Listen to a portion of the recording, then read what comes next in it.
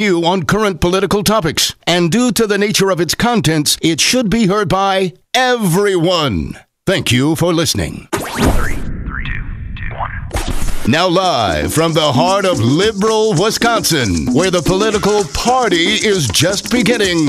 Welcome to the Devil's Advocate Show. Best friends proving it's never personal, only politics. Please allow me to introduce myself.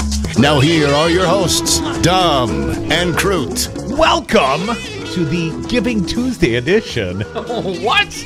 of the Devil's Advocates radio show. You're making stuff up for Crudy. I'm not making it up. It is Giving Tuesday. And when did it become Giving Tuesday? Because I don't ever remember Cyber Monday until, fairly recently. And now, Giving Tuesday? Hell, what's tomorrow going to bring?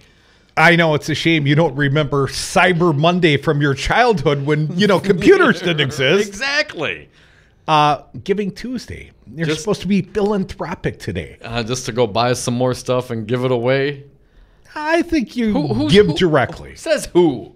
Who made today Giving Tuesday? Did you see it on the internet? Sure. Yeah. So It's out there on the interwebs.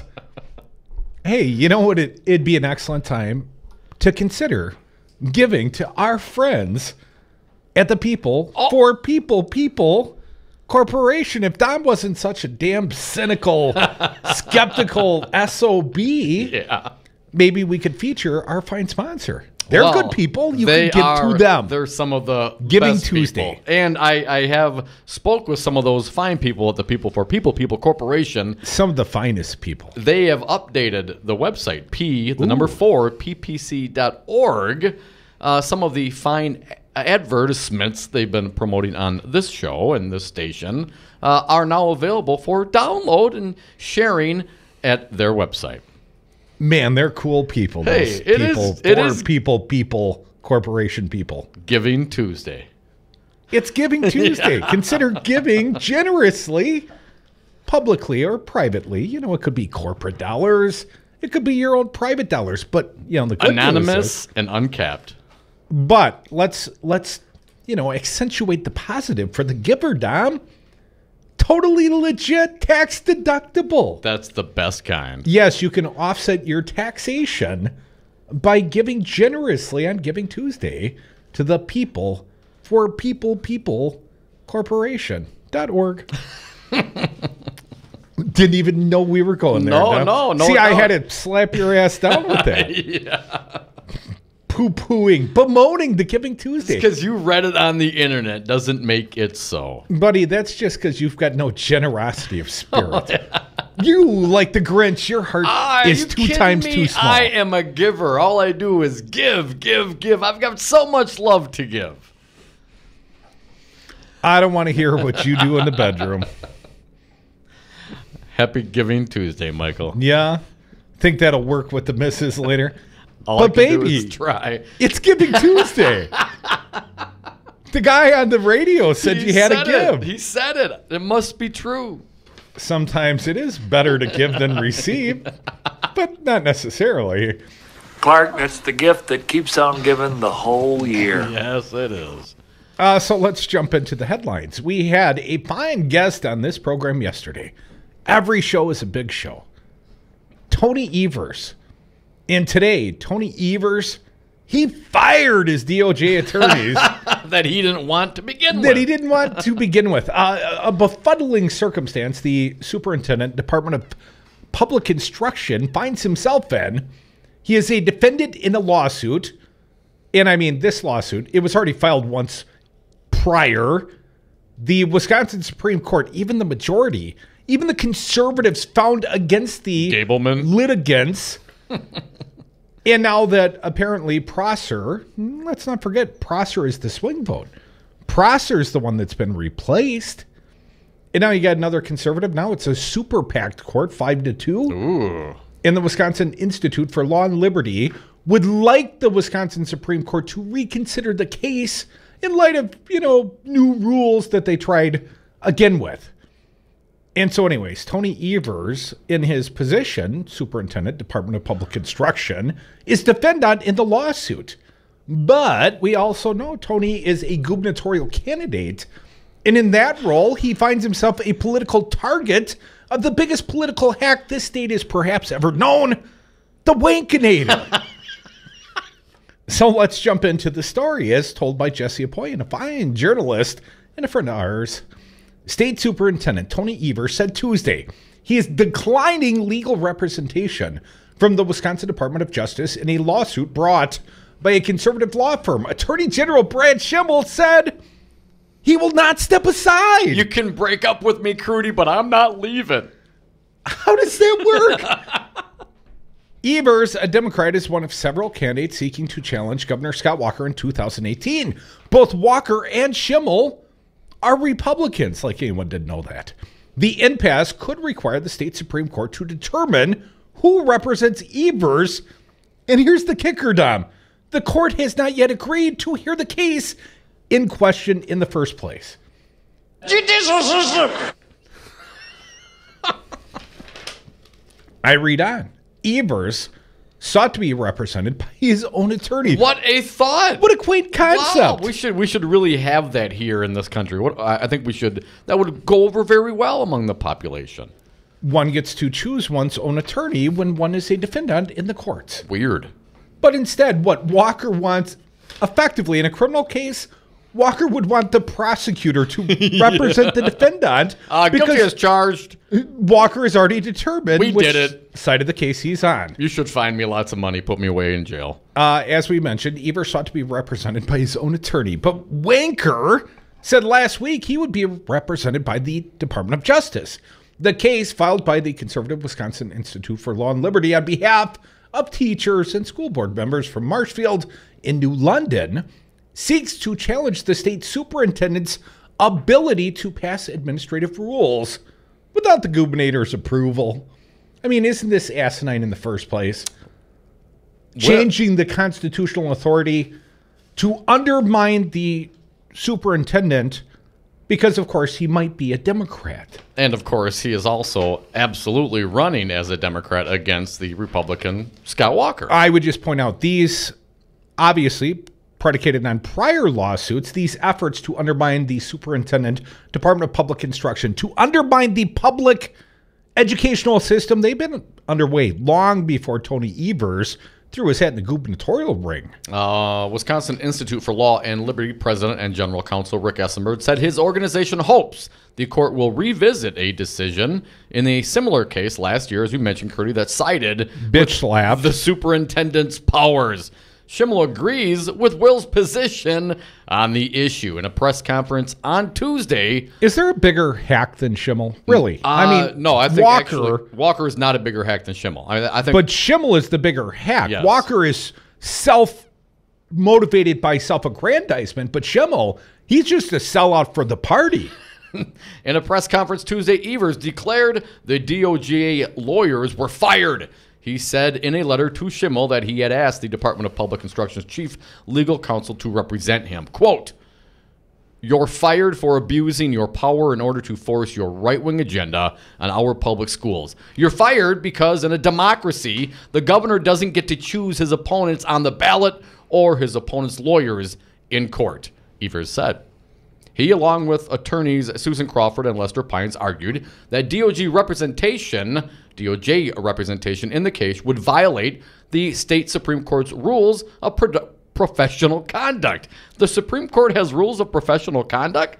For others, not for themselves. Okay. All right, because I was just going to say, didn't someone choke someone out over there? Is a complete lack of respect for the law. DOJ spokesman Johnny Coromenos said previously that it is not unusual for an agency being represented by DOJ to disagree with the Attorney General's position. He accused Evers on Tuesday of trying to, quote, evade the law. He continues, "Whether Superintendent Evers likes it or not, the state of Wisconsin is the actual defendant in this lawsuit, and his personal opinions as to what the law is or should be will have no bearing on the Attorney General's power or ethical duty to represent the state. The citizens of this state expect elected officials to carry out the laws passed by the legislature, not resist them," he said in an email. You know, I can't wait to have Democratic Attorney General candidate Josh Kaul live in studio here on Brady Street. We got to wait a couple more weeks. That one's a little ahead on the calendar. I'm looking. December 14th, I believe, we've got him scheduled for. Oh, nice. I can't wait to offer an alternative to this partisan hack that is laughably called the Attorney General of the state of Wisconsin, Brad Schimel. And of course, Walker, he's just as bad. He's just as bad, but Walker does it for his own ambitions. Schimel, he sells out to whatever the boss tells him. He's a good lapdog for the Republican Party, Wisconsin Manufacturers and Commerce, the Koch brothers, and of course, Master Walker. I guess what is the point of their position talking about... They think they can get away with it. Well, come because on, they've man. been getting away with it for 6 consecutive years. Right? Who has stopped the march of terror that's gone on here in the state of Wisconsin? Who has stopped? What check and balance has gone on to this Republican destruction of our environment, our courts, our good governance, our educational system? There's nothing stopping them. Except us. The resistance. The devil's advocates. Well, I'm not sure if we can stop them alone, but certainly with millions of our friends. Millions and millions of our closest friends. We can stop these sons of bitches. And that's just what we intend to do. Come back with us. Devil's Advocates Radio Show. Wisconsin's only resistance radio. WRD 1510 AM. Got a fine guest. He'll be coming along soon. He is Bill Leaders. He is president of the Wisconsin Freedom of Information Council. A little bipartisan non-transparency going on here in the state of Wisconsin. Hey, what everybody wants in their government. Our friend Earl Ingram had Robin Vos, Speaker of the Assembly, on his show earlier today. And then we've also invited Gordon Hintz on this fine program. If he shows, he's going to get some tough questions from yours truly, Dom. Because they had this little bipartisan thing. They're not going to release the names or any governmental information about sexual assault allegations against staffers or assembly members here in the state of Wisconsin. Let's talk about that next. Come back with us. Devil's Advocates. Satisfaction. No satisfaction. You're out of order! You're out of order! The whole trial is out of order! There won't be so much because the courts agree with us, too. What's going on in this country? Judicial system! So, Jesse, why should someone buying a home pay for an agent when they can go online or call a number on the for sale sign? Great question. First of all, never call the number on a sign to see a home. That's the seller's agent, and they don't represent your interests. If they show you the home outside of an open house, you forfeit your ability to have someone negotiate in your corner to buy that house at no cost to you. Well, with interest rates still at historic lows, how can buyers still get a great deal and protect their rights? Step 1, find a buyer's agent that you trust. Like you? Like me. I will find the home that best fits your needs, anticipate problems, and negotiate on your behalf from the offer through closing day. And the best part is that the buyer doesn't have to pay a dime for me to represent them. Solidarity Realty. They're real, they're solid, they're honest. Whether buying or selling in Madison or Dane County, call Solidarity Realty 608-284-9311 or find them at solidarityrealty.com. Have a drink at Regano's Roman Coin. This neighborhood corner tavern is as classic as the street it occupies. Family owned and operated since 1966, Regano's Roman Coin is located in a former Pabst Tide House on historic Brady Street, serving an array of craft beers with a focus on Wisconsin breweries. Also, weekly drink specials, trivia on Wednesdays, seasonal sporting events, parties hosted for all occasions, and pet friendly. Open 11 a.m. Tuesday through Friday, 10 a.m. Saturday and Sunday, closed on Monday. Regano's Roman Coin, Milwaukee's pet friendly, cash only order and classic corner tavern. In 50 feet, turn left. Why are you driving so slowly? After a few drinks, I'm taking it slow. Well, you're not fooling the cop behind you. What? Get ready to pay in 0.1 miles. Getting pulled over for buzz driving could cost you around $10,000 in fines, legal fees, and increased insurance rates. Nothing kills a buzz like getting pulled over for buzz driving, because buzz driving is drunk driving. Brought to you by the National Highway Traffic Safety Administration and the Ad Council. We are the People for People Corporation. We are a registered 501c3, totally legit. What do? We take your uncapped, dark money, tax-deductible donations, private or corporate, always anonymous, and we turn it into free speech. You know, educate Wisconsin through advertising, which may or may not be in coordination with the candidate. Isn't that illegal? It should be, but it's not under Wisconsin law, thanks Governor Scott Walker. Politicians in Wisconsin are beholden to the millionaire and billionaire sugar daddy and sugar mamas that finance their campaigns. Time to make them beholden to we the people for People Corporation. Give your tax-deductible donation to the real patriots, the People for People Corporation, P4PPC.org, P4PPC.org.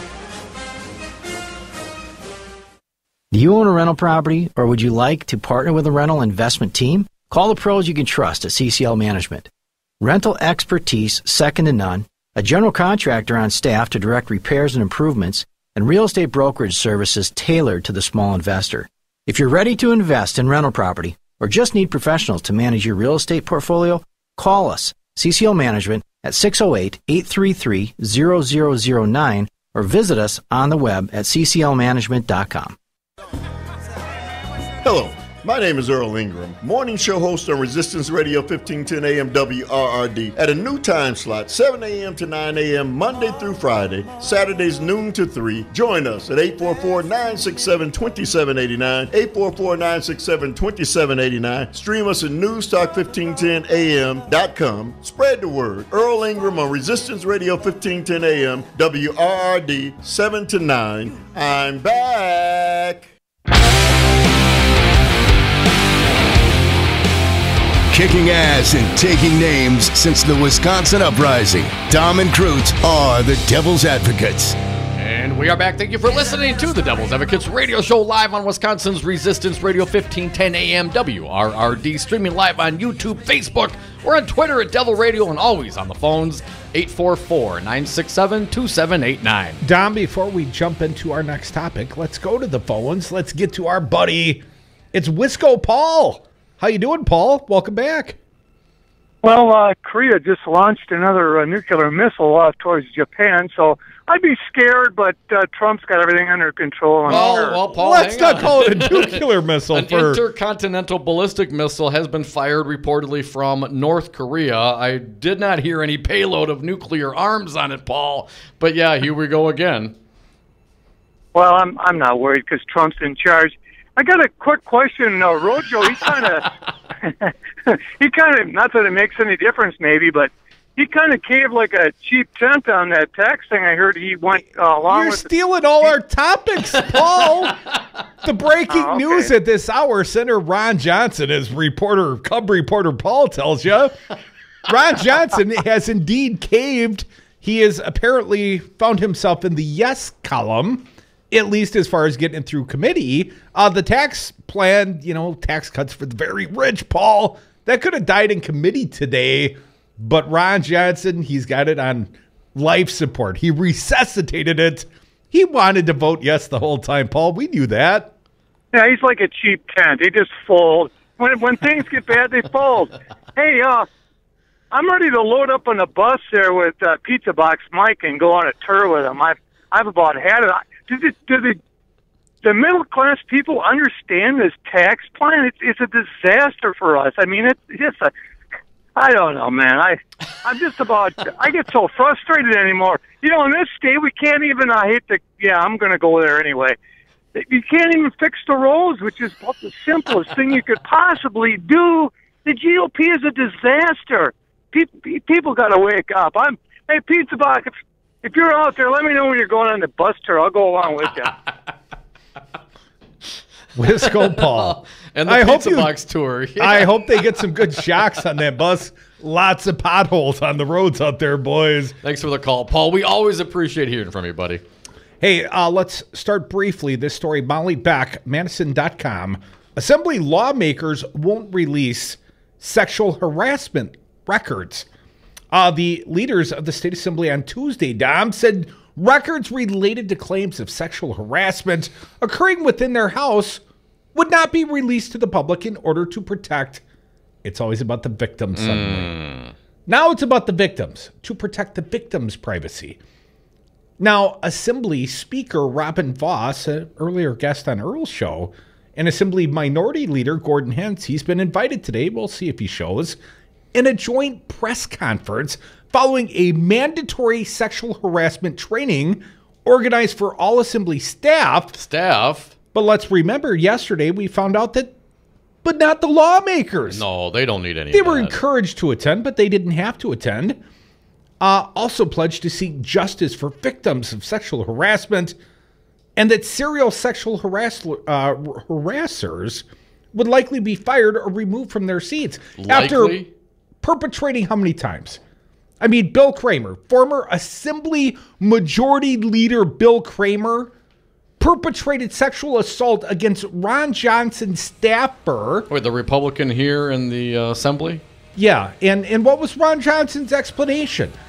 We asked him in light of Roy Moore and all these other accusations out there. It was all about the victim. Well, had the victim wanted us to, we would have gone forward, but instead, we were there to protect the victim. Here's what Vos said. We want to make sure people feel comfortable bringing forward any accusation and knowing that it will be dealt with severely and swiftly if it's true. I think the whole process is to ensure someone actually gets justice, which is what's happened every single time that I've been in the Assembly, because we have good, strong policy that guarantees that we have the opportunity for victims to come forward. All right, fair enough then. But here's what about the perpetrators? Here's the galling part. The Assembly and Senate chief clerks denied a request made by the Wisconsin State Journal earlier this month for records related to the claims of sexual harassment over the last 10 years. In their denial, the clerk said releasing the information would have a chilling effect on victims' desire to come forward. What about a chilling effect on our transparency? We have the right to know. We're going to talk with Bill Leaders. He is the president of the Wisconsin Freedom of Information Council. He joins us next. Come back, more Devil's Advocates.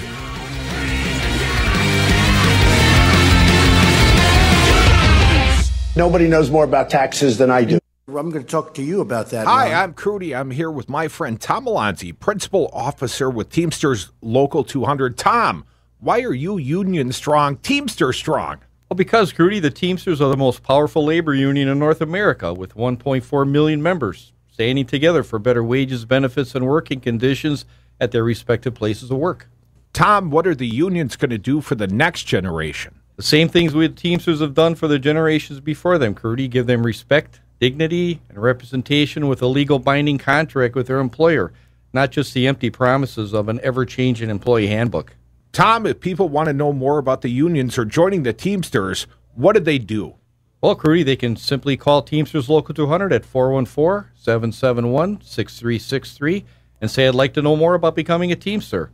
Or they can go to our website at teamsterslocal200.com.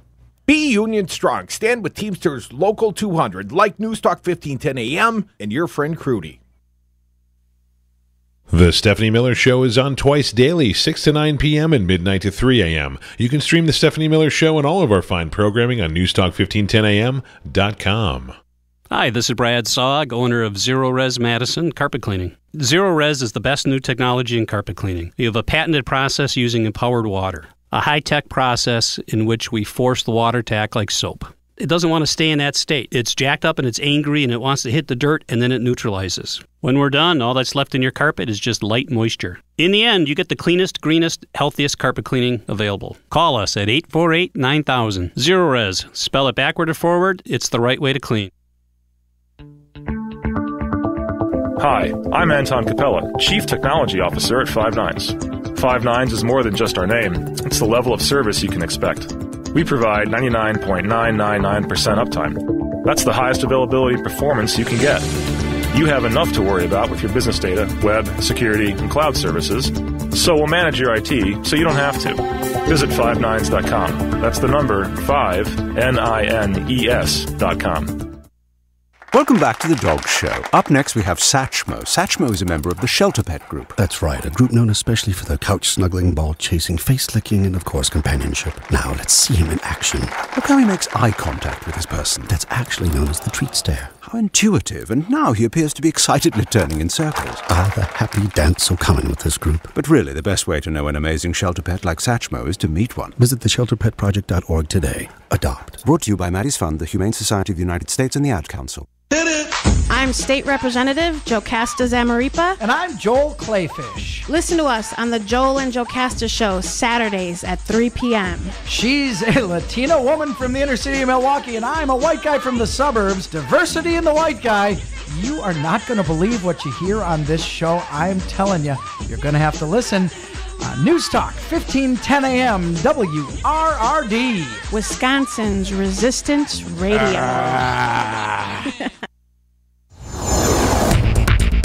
Good afternoon. It's 2:32 for 1510 a.m. WRRD, Wisconsin's Resistance Radio. My name is Brian Kelly. The owner of Penzeys Spices is giving the Boston Store building at Northridge Mall to the city of Milwaukee. The building and the adjacent parking lot will be redeveloped for light industrial use. The city is hoping the project will spur additional business growth of the vacant shopping mall building. There could eventually be 3 light industrial buildings on the space where the Boston Store building and parking lot are now. The Bucks are going to Sacramento tonight to play the Kings. Tonight it's clear skies, lows around 30. Tomorrow, sunshine, highs in the low 40s. And Thursday, mostly sunny, highs in the mid-40s. Currently 56 degrees in Milwaukee and 53 in Waukesha. You're listening to the Devil's Advocates radio show on News Talk 1510 a.m. WRRD, Wisconsin's Resistance Radio.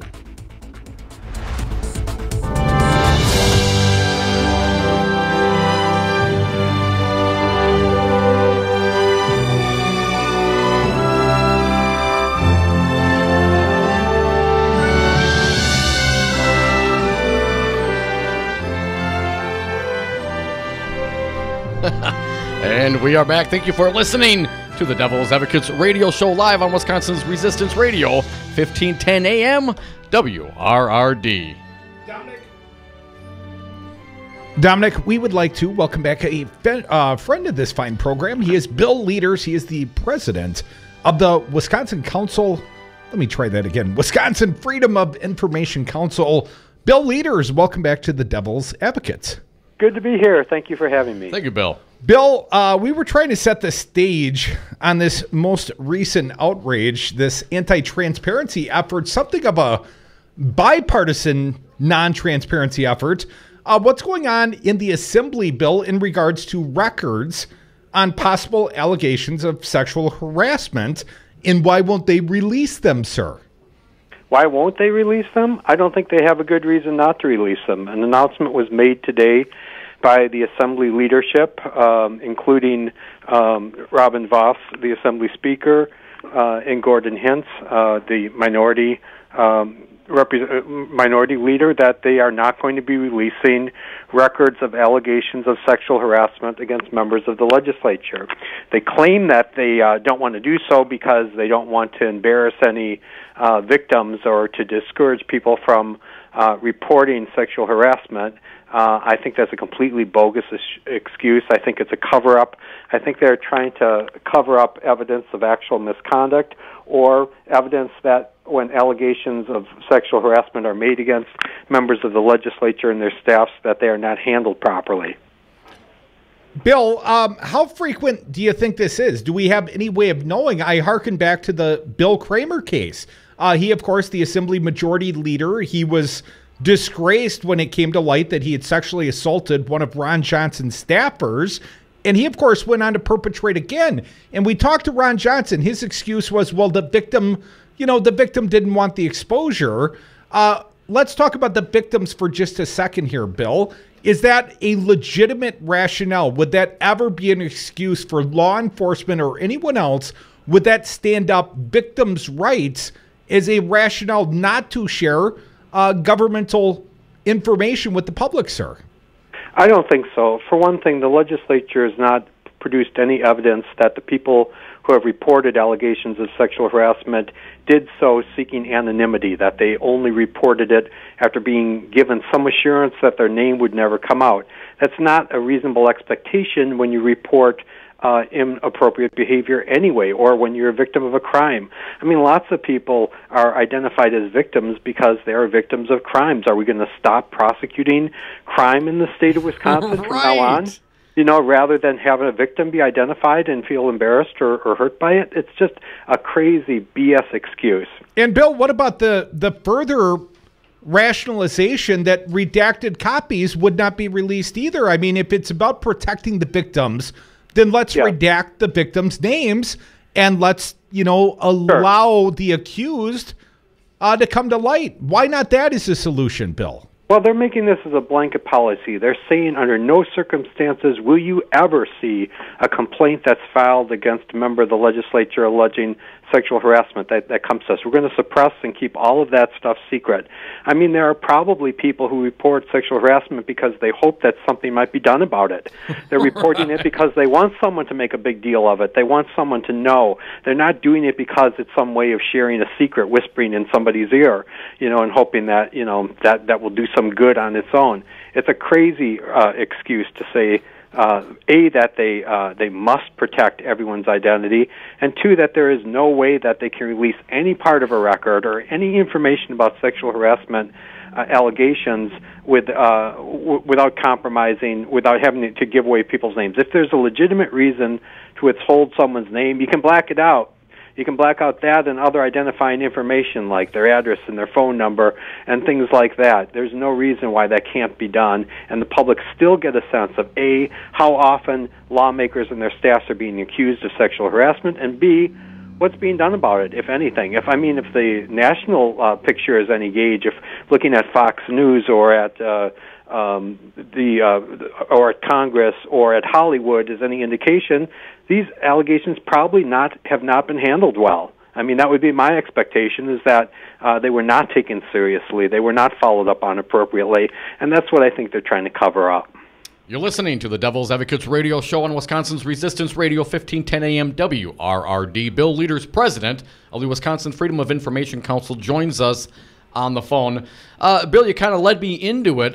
With the exception of Bill Kramer, which of course became a legal matter, I don't recall any issues in the last 10 years regarding sexual harassment articles or news coming out from the Wisconsin Capitol. Do you know of any, sir? Sexual harassment per se, no, I'm not aware of any particular instances. And statistically speaking, as you said, though, if you look at Congress, you look at Hollywood, you look at Fox News, you look at organizations in general. Statistically, there's going to be some harassment out there. Would you not agree?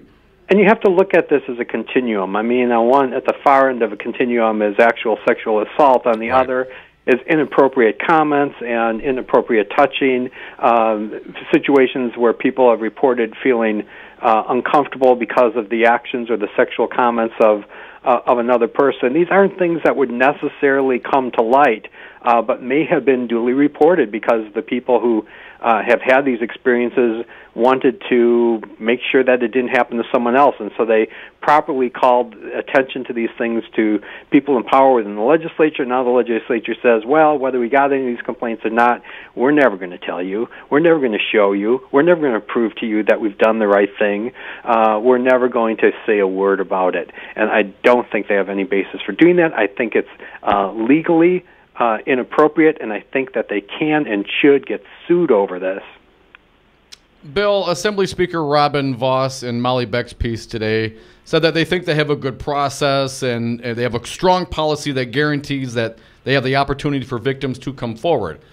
Prove it. Do you know what that process is? Can we go back and say, okay, perhaps we can't get to the final complaint, but is there some other metric, some other indicators that may be available without going to the actual complaint filed that we could look at as citizens of the state to know what the hell our representatives are doing in our name and whether or not they're behaving themselves?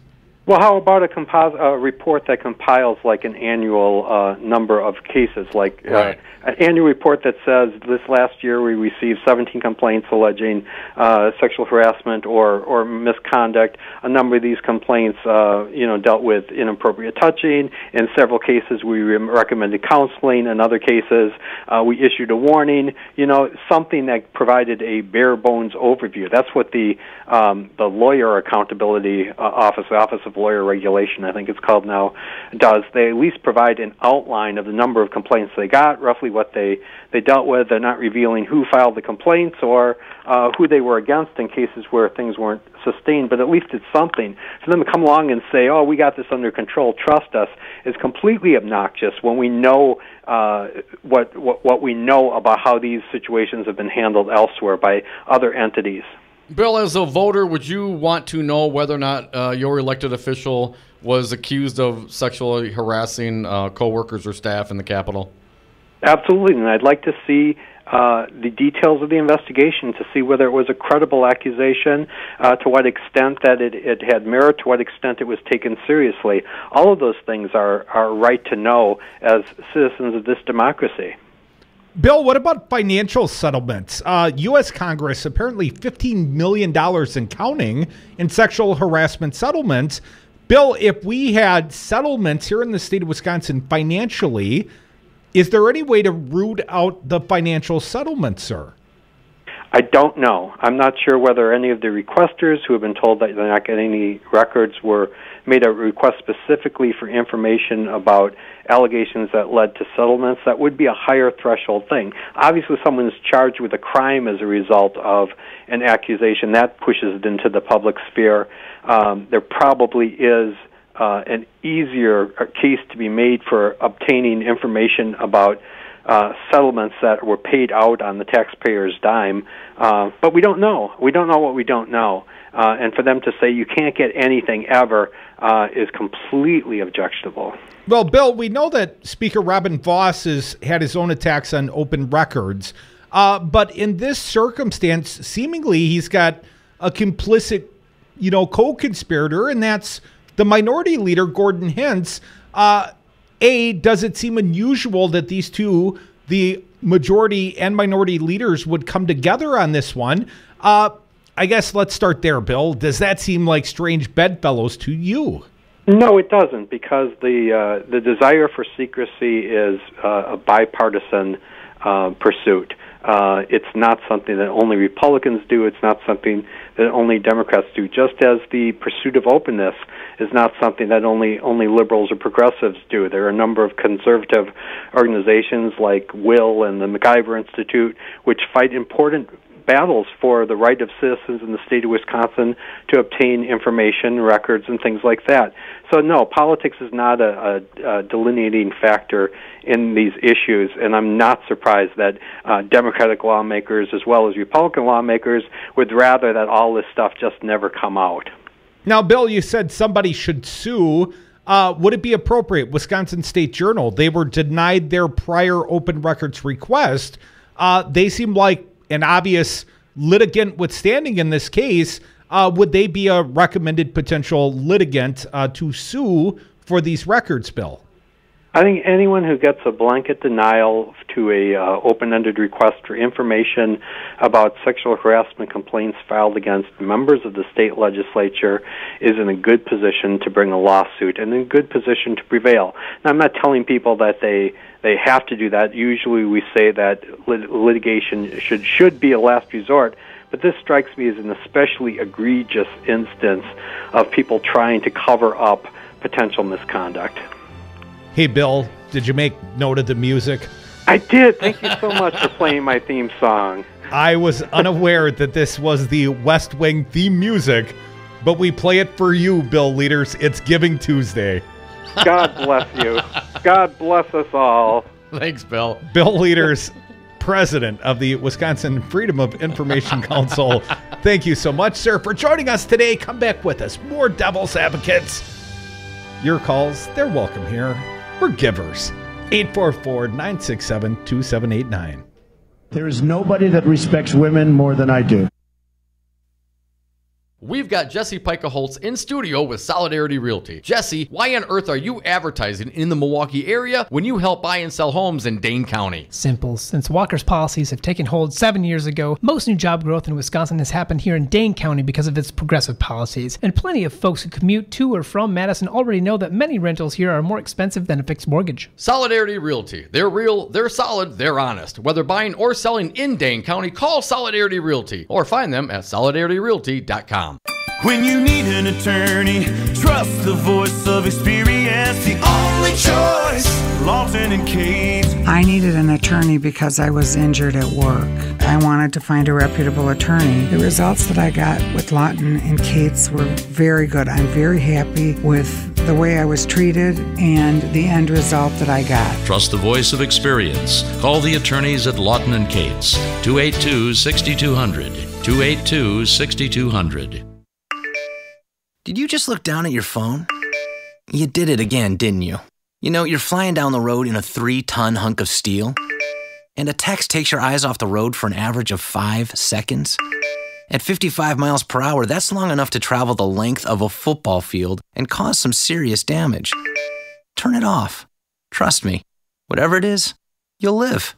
Learn more at StopTextsStopWrecks.org. Brought to you by the Ad Council and the National Highway Traffic Safety Administration. Grass-fed, locally raised. Tom Perez, chairman of the Democratic National Committee. Hey, great to be with you. And since I spoke last, I went to my first game at Camp Randall. So, all right. I'm very excited.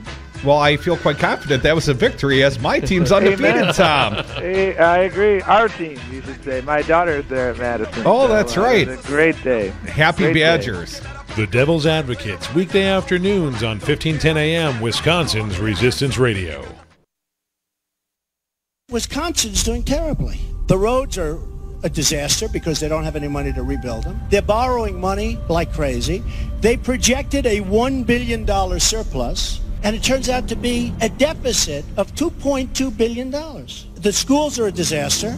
The hospitals and education is a disaster. And when I see Scott Walker with his little motorcycle and he puts his helmet on and he gets off and he makes a speech, but he's always riding like, he gets off a bike like he's a big tough guy, okay, or a little tough guy. Their lobbyists, their special interests, and their donors will start calling. They gave you $1 million to your campaign, and this one gave you $5 million, and this one, you have to do it. You know what he's going to say? Okay, I'll do it. Mr. Trump, you're using the talking points of the Democrats, and as we all know, that failed facts. This message was paid for by the People for People Corporation. Donate online at p4ppc.org, p4ppc.org. Did you ever eat a perfect peach? Flavorful and succulent, juice dripping from your mouth. That's what you can expect every time you shop at Pete's Fruit Market. A perfect peach or any other fresh produce to satisfy your taste buds. Try Pete's brand new, clean, modern, full-service grocery store on Martin Luther King and North Avenue. Daily specials, organic fruits and vegetables, and always a perfect peach. Go to Pete's Fruit Market in Bronzeville. Tell them the Devil's Advocate sent you. Have you outgrown your house? Are you sick of apartment living? Not ready to buy but know you need to move? Hi folks, this is Tom Hartman for CCL Management in Middleton. You should consider moving up to one of the finer rental homes CCL Management represents. Unique houses and condos, always clean, most are pet friendly. Visit cclmanagement.com today to find your new home. CCL Management, Dane County's premier leasing and property management company. Call CCL Management at 833-0009. That's 833-0009 or visit cclmanagement.com today. Charged, never convicted. Dom and Krutz are the Devil's Advocates. And we are back. Thank you for listening to the Devil's Advocates radio show on Wisconsin's Resistance Radio, 1510 AM, WRRD, streaming live on YouTube, Facebook, on Twitter at Devil Radio, and of course on the phones, 844-967-2789. Thank you to Bill Leaders, President, the Wisconsin Freedom of Information Council.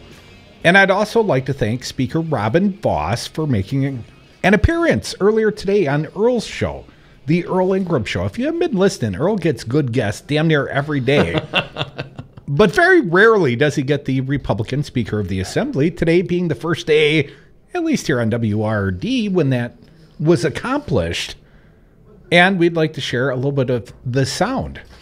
Now, Earl, I think Earl did a fine job. We're going to jump into the prison conversation. Now, Robin Foss points out to Earl earlier today, we're at 142% of capacity. Hell, man, we need more prisons. I don't think Earl shared the speaker's attitude. No. But let's play some of the sound. Fancy Brian, going to need your help here. And by the way, fine work on that West Wing theme. Apparently, Bill Leader's now a happy man. Big fan, yeah. Brian's a giver. As is Robin Foss. Let's play the sound. Speaker Robin Foss, cut 91. Right now, we're at 142% of capacity. That is severe overcrowding, where we have people, obviously of all races, but people of color as well, who are in conditions that I don't think they should be in. I think that just because you're locked up doesn't mean that you should have to be in an overcrowded prison system. So I do support creating additional prison space so we can reduce overcrowding.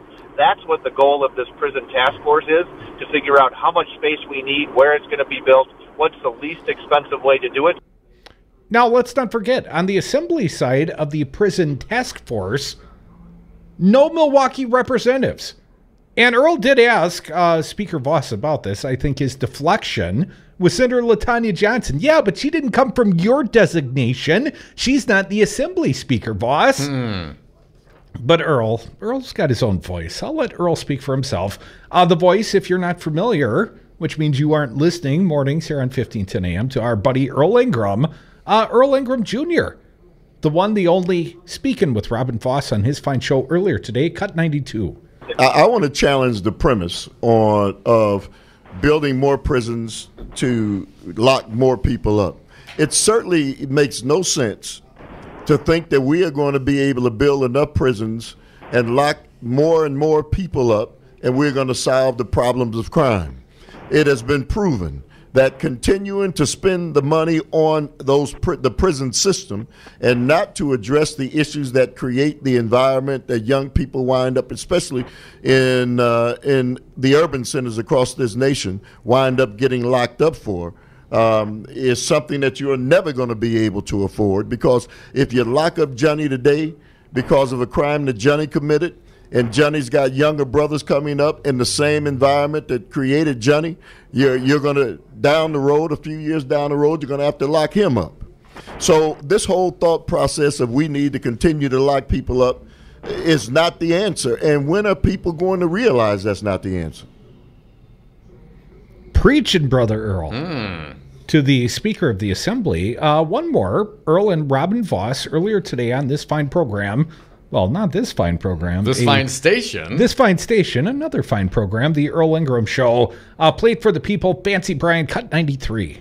Well, I agree with you for petty crimes. You will not hear me argue that case. Yeah, but people are locked up for petty crimes. Many are. Well, I agree, and that's why I have been open to sentencing reform. I think that could be part of a long-term answer for making sure that people get access to treatment. One of the ideas that we want is to make sure, we have more folks who get an opportunity to be treated for drug addiction rather than just being locked up. But the people White that heroin usually users. go to prison today, if you look at the statistics, aren't people for petty crimes. They are people who are drug dealers, carjacking, theft, murder, rape, armed assault. Those are the folks who are going to prison. And that's where, I want to make sure we have a system that weeds out folks who have the chance to rehabilitate. But we also have to stand up and say the victims of crime deserve to have their day in court as much as the person who perpetrated it. That was Speaker Robin Foss on the Earl Ingram Show earlier today. Dom, yesterday we didn't take note of this on the air.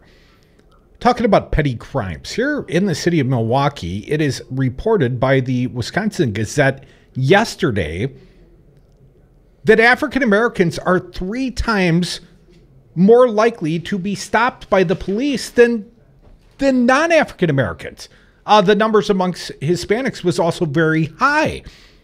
And my wife said to me, she's not familiar with the dynamics, the math here in Milwaukee. She said, is that because the population of African Americans is so much higher than the population of whites in Milwaukee? No, not really. It's about 50-50. So as a black person, especially as a black man, and Earl's going to do a show out in the community on Saturday, and Earl asked me for permission. I said, Earl, man, it's your show. You do what you got to do. But they're going to have a community conversation with African-American men in Milwaukee on Saturday, and you need to tune in. Earl's doing some great work, and I tell you what, there are some people that really care about these issues of crime and punishment.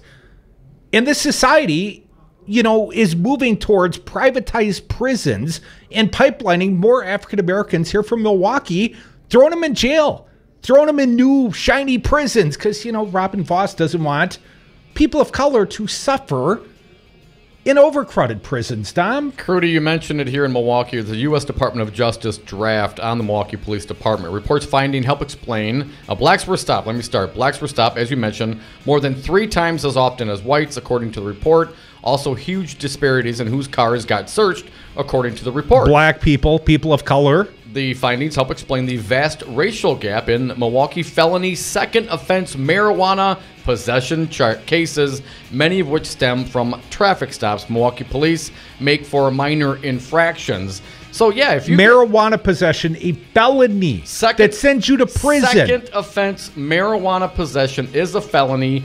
You get stopped, you're put more likely as a black person in Wisconsin, in Milwaukee, 3 times more likely to get pulled over minor infractions. And, maybe you're going to go to jail. And much more likely to have your car searched. And there are no more consensual searches. They just search your car. They don't ask. Folks, we are the Devil's Advocates. Appreciate you listening to this fine product each and every day. You can always find us 24/7 live streaming, especially at newstalk1510am.com. Come back, hour 2, going to turn our attention to the Trump-tacular Shatster that is the President of the United States. I think he means to do it. Come back with us.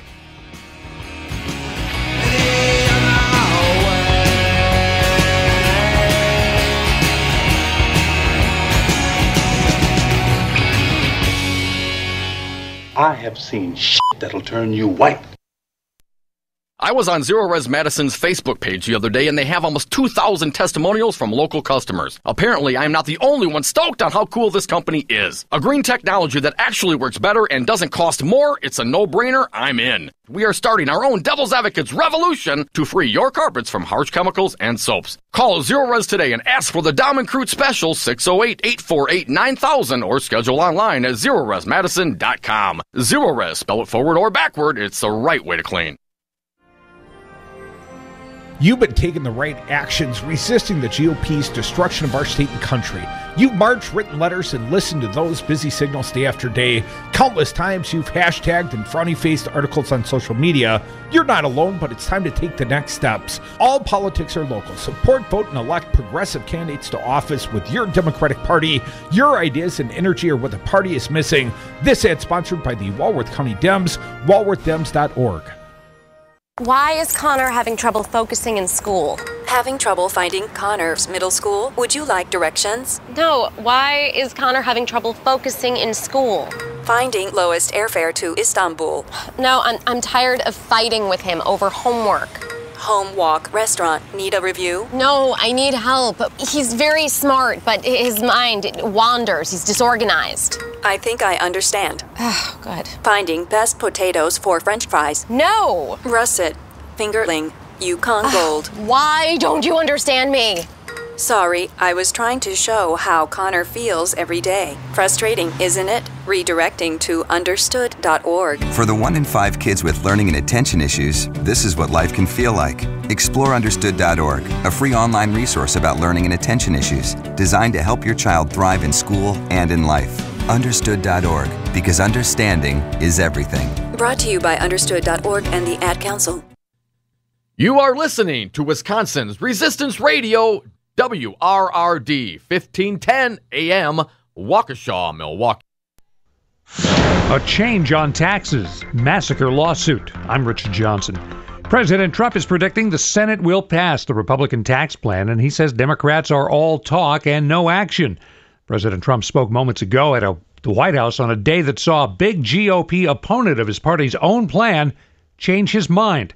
Correspondent Phil Mattingly says Wisconsin's Ron Johnson won a promise that his concerns will be addressed later. What Senator Johnson wanted in terms of what he wants to have addressed is related to the tax rate for pass-through entities, essentially business entities that pass through their income into the individual side and pay the taxes through that. Right now, the House and Senate bill have significant cuts in that. Senator Johnson wants that to be expanded. The problem, that's very expensive. The bigger problem, Senate Republican leaders don't actually have the money to pay for it and need to keep an eye on the deficit hawks who don't want more money added to this. And after all that, the plan passed the Senate Budget Committee on a straight-party vote. It flew about 600 miles. It splashed down in the Sea of Japan, but North Korea's latest missile test is provoking outrage and calls for more punishment. Offering no details, President Trump said, "We will take care of it." The family that lost 9 members in the Sutherland Springs, Texas church massacre has filed a claim against the U.S. government. The Holcomb family says the Air Force's failure to record the shooter's information into a database allowed him to buy the weapons used in the massacre that left 26 people dead. The Air Force says it should have reported the charges, but didn't. Correspondent Clayton Neville. Yes, we spent a ton of money on Black Friday and Cyber Monday, but one retail group says those of us who did a little of both outspent those who just went to the mall or who just shopped online. As for yesterday, it was the biggest day ever. $6.5 billion spent. The tax reform progress. Good news for Wall Street. The Dow is up 254 points. I'm Richard Johnson. I love investing in American businesses. Tonight, Marcus Lemonis spends his own money. Unfortunately, on paper, you're out of business. To save small businesses. I've agreed to invest $3 million, and I will be 100% in charge. This is going to be tough for you. I'm up for the challenge. New season, new possibilities. Do you believe in your company? Yes. Prove it to me. Let's go to work. Marcus Lemonis is The Profit. All new tonight, 10 Eastern and Pacific. CNBC. Get yours. Hiring is important, but finding the right people can be a real challenge. That's why ZipRecruiter is obsessed with finding you qualified candidates fast. ZipRecruiter finds candidates with the right experience and notifies them to apply for your job. No wonder 80% of employers who post on ZipRecruiter get a quality candidate through the site within just one day. The right candidates are out there. This is how you find them. ZipRecruiter, the smartest way to hire. To try ZipRecruiter for free, just go to ZipRecruiter.com/free. That's ZipRecruiter.com/free. Surprising words from the vice president today about the future of the U.S. Embassy in Israel. Speaking in the room where the UN members voted in favor of creating the State of Israel 70 years ago, Vice President Pence assured Israeli dignitaries and others that the U.S. will always stand with Israel. The days of Israel bashing at the United Nations are over. He then brought up a topic that President Trump focused on early on in his administration. President Donald Trump is actively considering when and how to move the American embassy in Israel from Tel Aviv to Jerusalem. Pence then said Iran will never be allowed to become a threat to Israel. Steve Kastenbaum, New York. It will be a May wedding for Prince Harry and fiancée Meghan Markle at St. George's Chapel inside Windsor Castle. Between now and then, Markle will work on being baptized into the Church of England and studying British history. I'm Richard Johnson. I love investing in American businesses. Tonight, Marcus Lemonis spends his own money. Unfortunately, on paper, you're out of business. To save small businesses. I've agreed to invest $3 million, and I will be 100% in charge. This is going to be tough for you. I'm up for the challenge. New season, new possibilities. Do you believe in your company? Yes. Prove it to me. Let's go to work. Marcus Lemonis is The Profit. All new tonight, 10 Eastern and Pacific. CNBC. Get yours. Protecting data across modern decentralized networks presents challenges that traditional backup solutions can't handle. At best, you'll waste time and money managing multiple solutions. At worst, gaps in coverage will leave your data vulnerable. Barracuda Backup is a single cloud-integrated solution that simplifies the backup process and allows data replication to anywhere on your network, a private cloud, Barracuda's cloud, or to the AWS public cloud. Reclaim your data. Try Barracuda Backup free at barracuda.com. Good afternoon. It's 3:05 for 1510 a.m. WRRD, Wisconsin's Resistance Radio. My name is Brian Kelly. Let's go through some headlines. Mount Pleasant Village Board approved the Foxconn deal yesterday. The owner of Penzeys Spices is giving the Boston store building at Northridge Mall to the city of Milwaukee. And the Bucks have cut the size of one of the main buildings of the entertainment complex, planned to be adjacent to the new arena. The city of Milwaukee has announced it is ending the 4-inch rule for winter snowstorms. Governor Walker signed bills yesterday aimed at expanding the rights of property owners and addressing homelessness in the state. The state of Michigan has signed a deal to change the way aging oil pipelines are used in the Straits of Mackinac between Lake Michigan and Lake Huron. And the Bucks are going to Sacramento tonight to play the Kings. Tonight, clear skies, lows around 30, currently 56 in Milwaukee and 53 in Waukesha. For 1510 AM, WRD, Wisconsin's Resistance Radio, my name is Brian Kelly. The following program is a presentation of DC Communications, LLC. Warning, you are about to listen to the greatest radio show ever.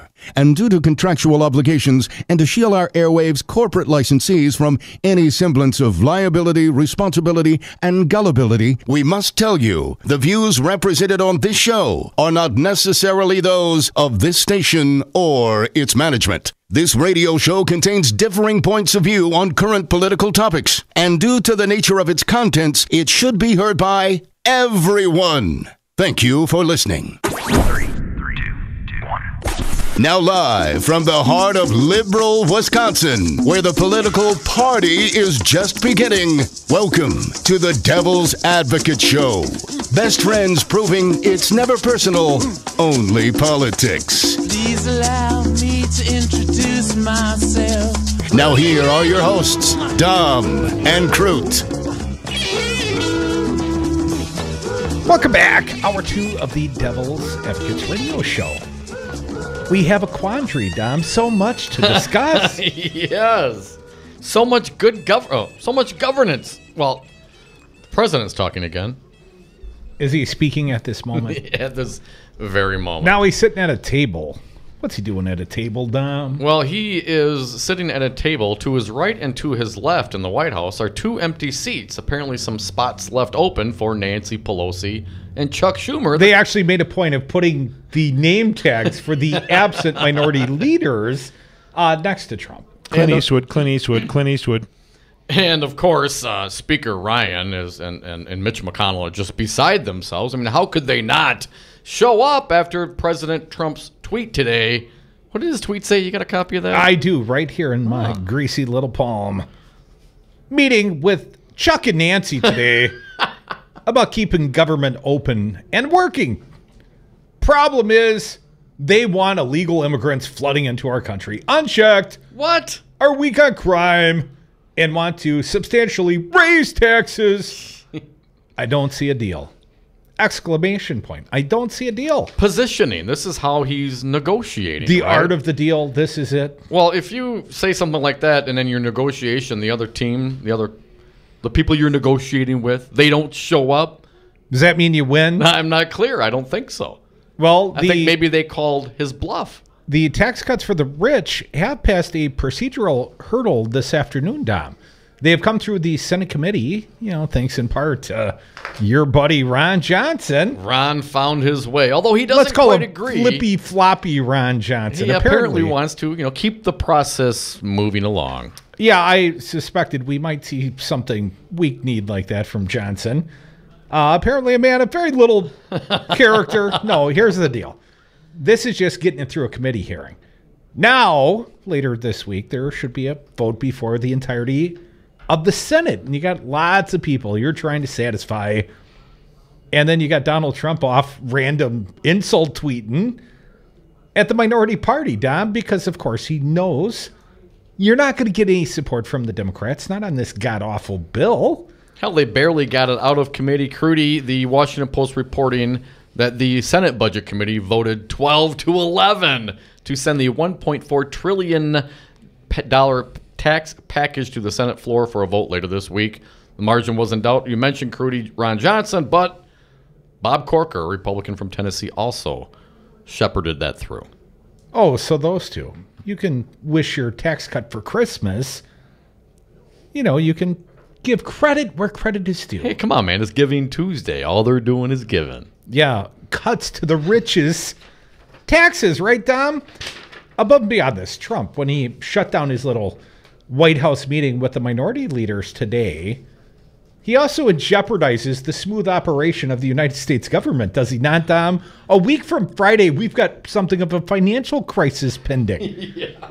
And Donald Trump has taken very little effort to solve the problem when he insults the opposition. You might need them to keep the government flowing, let's say, moving forward. So even if you don't need the Democrats to pass your god-awful tax bill in the Senate, you might need Chuck and Nancy to get your budget through. Yes. Well, Curdy, you mentioned it, and this is something we didn't get to yesterday from The Hill. Congress returns to Nightmare December. Not going to get into the details, but here are some things that they're supposed to get done. Tax reform. Of course, they have to deal with health care. They're trying to slide that in on the tax reform. Government funding. You mentioned that. What? We don't get a deal by next Friday? December 8th. A week from Friday? It's still November, though. Got plenty of time. Immigration intelligence reforms. There's some sunsetting NSA issues coming up, Crudy. That also has to get addressed. And, of course, another one, flood insurance. I'm not clear what it is about President Trump that he thinks he can just, continually trash talk the other side and think that they're going to show up when they know. I mean, the Republicans can do a lot of these things themselves, can't they? You know what? He took another swipe at Chuck and Nancy. He called Pelosi and Schumer all talk and no action. What? That's being reported. I suspect that's what he just told the press. You know, first you set up the props, the 2 vacant chairs, a la Clint Eastwood at the RNC once upon a time. That worked out so well for the Republicans. Yeah. And then you put a Nancy Pelosi and a Chuck Schumer placeholder for the absent minority leaders, Tom. And then you risk the full faith and credit of the United States. Let me read a little bit more from this whole piece. This one by Rebecca Sobransky. So we talked about the tweet. The White House and Republicans in Congress have countered with heavy demands on border enforcement. Now, Democrats want the Dreamers issue solved, right? 6 months. Well, the 6 months has been ticking and ticking and ticking. It continues to tick and tick and tick. And now, of course, if you don't make it part of, a budgetary bill, a spending bill, there's a good chance that important issue for 70, 80,000 Dreamers, well, it's going to fall off the table and not get addressed. Democrats have demanded that a funding deal include language to protect young undocumented immigrants known as Dreamers, who are threatened with deportation next year because of Trump's decision to end an Obama-era program. The White House and Republicans in Congress have countered with heavy demands on border enforcement. Build that wall, right? The current funding bill, brokered in a surprise deal between Trump and Democrats, I think they're Chuck and Nancy. Those were the Dems, right? Yep. In September, that caught Republicans off guard. Expires on December 8th. The deal also irritated congressional Republicans and conservatives, which could explain Trump's tweet on Tuesday. He's just rubbing it back in the Democrats' face now because the last time it was his problem. In the past, Trump has flirted with the idea of a government shutdown, saying it might be necessary in order to win support for a wall on the Mexican border. That's the motivation. Build that wall. Hey, it was a campaign promise. He's just trying to follow through on what he promised his supporters. Dom, another complication is the fight over separate legislation to change the tax code. Democrats oppose the measure, which may receive a Senate vote this week. Trump hopes to complete work on a tax bill before the end of the year, but that will require Senate passage and then another round of talks to work out the differences between the House and Senate bills. Both chambers would also have to vote on the compromise bill with 0 votes to spare on the Senate side. All of that has the potential to raise tension surrounding the funding bill, which Democrats and Republicans have differences that go well beyond the thorny immigration issue. So Trump's going to shut down the government. Merry Christmas, everyone. And I want to be clear here. I want to help me understand these issues that are coming up. He needs some Democrats. He can't do this with not all of it. Republicans. Certainly, he's not going to pass any meaningful Dreamer stuff without the help of the Democrats. So he needs to have willing participants on the other side. But I think you missed the point that Republicans really don't support these policies. And when given the option to pass legislative solutions for the Dreamers in the past, Republicans have opted not to do so. So whose fault is it, Crudy, if the government shuts down? Is it the Republicans' fault or is it the Democrats' fault? Because we've had government shutdowns before. Mostly to try and defund Planned Parenthood, also a Republican effort.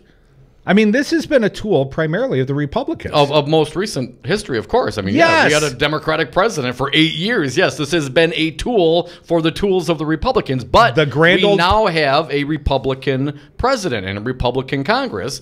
If the Democrats don't get on board, is it their fault the government gets shut down? They don't have the votes to stop it. Meaning the Democrats don't have any meaningful way to stop this. If the Republicans want to keep the government open, it is entirely their choice at this late hour, Dom. And if we shut down the government for Christmas and Grandma doesn't get her Social Security check, well, you can thank Trump and Paul Ryan and Ron Johnson. But I bet they're doing their best efforts to give tax cuts to the rich. They'll get their Christmas gift, Dom. So what if the government shuts down? As long as I get a tax cut on my taxes As long next as you year. get yours, you'll be okay. Hey, if Rojo is a yes today, I got to assume I just got a tax cut on pass-through. Right? Thanks, Ron. Thanks for the Merry Christmas, Crudy. One That's could what he's argue thinking. that, again, that perhaps while one could maybe not agree with the totality of a bill, that they want to see the process pushed forward. I take no huge umbrage with the fact it passed out of committee with Ron Johnson's vote today. But ultimately, he's got another vote. And he's got another moral dilemma. And it's coming up before the end of the week, Dom. And who do you stand with, Ron? Well, of course, Ron stands with his rich buddies at the country club. And Donald Trump, his family personally, may benefit over $1 billion. $1 billion on this tax plan. So you know where Donald Trump's support lies. But wait, didn't I hear him many times talk about how bad this plan was going to be for him? You know he lies, right? Oh, he lies? You know this. Does he lie knowingly, Crudy, or does he believe it when he says it? Maybe a little of both. We didn't get to it yesterday. Let's get to it briefly before the break. He does lie with malice and purpose, though. Washington Post talking about the CBO scoring came out yesterday. By 2019, well, hell, man, that's only a year and a half away, or year and a month away. By 2019, Americans earning less than $30,000 a year would be worse off under the Senate bill the CBO found. By 2021, Americans earning $40,000 or less would be net losers. And by 2027, most people earning less than $75,000 a year would be worse off. On the flip side, Crudy, the CBO says millionaires and those earning $100,000 to $500,000 would be big beneficiaries, according to the CBO calculations. Now, how is that not a middle-class tax cut? You get a tax cut maybe for 1 year if you're making less than 30 grand. And for 40, you get a couple more years reprieve. Yeah, but I get after 10 years, everybody, you get stuck. Except for corporations. Oh, yeah. Their tax rates, they go to perpetuity. Foreversies. Forever and ever. It seems only fair. Corporations are people, my friend. Crudy, you think Donald Trump is doing all this on purpose? I disagree. I think he's a whack job, and no one knows what's coming next. Let's get your thoughts on that. 844-967-2789. Put you down for whack job.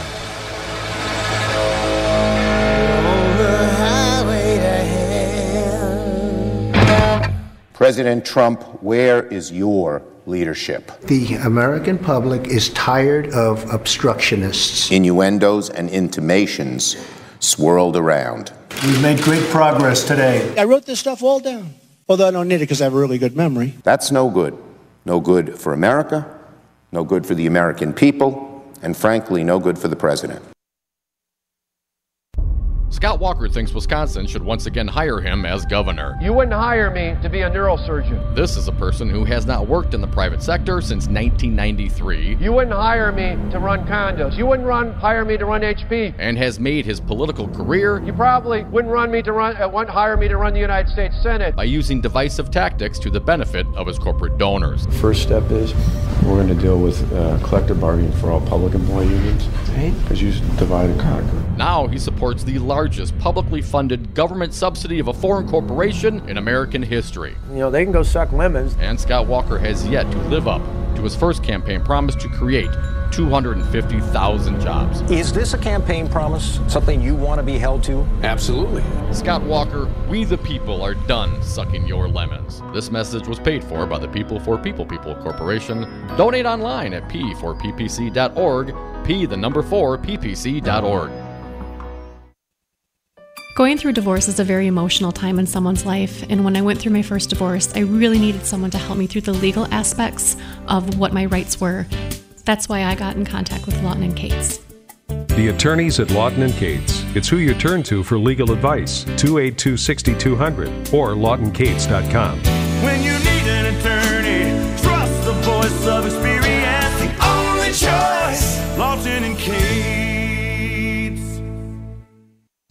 Make sure you tune in to News Talk 1510 a.m. throughout the day for breaking news and up-to-the-minute political commentary. Monday through Friday, start your day with the Earl Ingram Show, 7 to 9 a.m. From 9 to 11, take a deep dive into Milwaukee news and Wisconsin politics on 414 Wisconsin with Brian Kelly and me, Stu Mann, the newsman. From 11 to 2, it's the Tom Hartman program. Then from 2 to 5, join us for the greatest radio show ever, The Devil's Advocates with Dom and Crute. Join the Resistance. News Talk 1510 a.m. Wisconsin's Resistance Radio.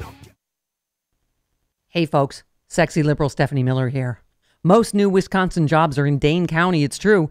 Some of my listeners are relocating to Madison. Many already commute there.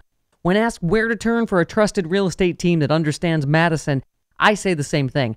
Solidarity Realty. They help you through the process and protect your consumer rights. They live their values building community, promoting sustainability and diversity. Find them today at solidarityrealty.com and tell them Stephanie Miller sent you. Hi, I'm Crudy. I'm here with my friend Tom Alonzi, Principal Officer with Teamsters Local 200. Tom, why are you union strong, Teamster strong? Well, because, Crudy, the Teamsters are the most powerful labor union in North America with 1.4 million members, standing together for better wages, benefits, and working conditions at their respective places of work. Tom, what are the unions going to do for the next generation? The same things we Teamsters have done for the generations before them, Crudy. Give them respect, dignity, and representation with a legal binding contract with their employer, not just the empty promises of an ever-changing employee handbook. Tom, if people want to know more about the unions or joining the Teamsters, what do they do?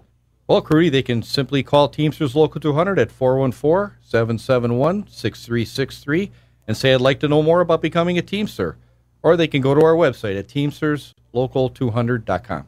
Be union strong. Stand with Teamsters Local 200, like News Talk 1510 AM and your friend Crudy. It only takes a minute to find out if you may have prediabetes, and you can do it at doihaveprediabetes.org. But you're probably not going to, are you? Kids, work, listening to the radio. You're busy, which is great because busy people can't get prediabetes. Oh my, I read that wrong. They can. Should have worn my glasses. So visit doihaveprediabetes.org and take a short test, because prediabetes can be reversed. Brought to you by the Ad Council and its pre-diabetes awareness partners. Now you want to get nuts? Come on, let's get nuts. The Devil's Advocates, making radio great again. And we are back. Thank you for listening to the Devil's Advocates radio show live on Wisconsin's Resistance Radio, 1510 AM WRRD. Also streaming live on YouTube and Facebook. We're on Twitter at Devil Radio, and the phone's always toll free for your input. If you got something to say, 844-967-2789. Dominic, I'll allow you to make your argument for why you think Trump's a whack job. Let's call you the whack job arguer. Yeah. Put you down for the next segment because all right. We got to talk about the GOP's tax scheme for just a minute longer. Greg Sargent post Plumline. Amid the final push to pass the Senate tax plan, which is at a make or break moment today, well, it's made, Dom, at least through committee, Republicans have now hatched two separate schemes, each designed to win over a different block of undecided senators. But the two maneuvers could contradict each other, and the contradiction would neatly reveal the big scam at the heart of the whole enterprise. Several deficit hawk senators, such as Bob Corker, Jeff Flake, are demanding that some kind of trigger be added to the bill, which would raise taxes later if the plan's tax cuts end up adding to the deficit.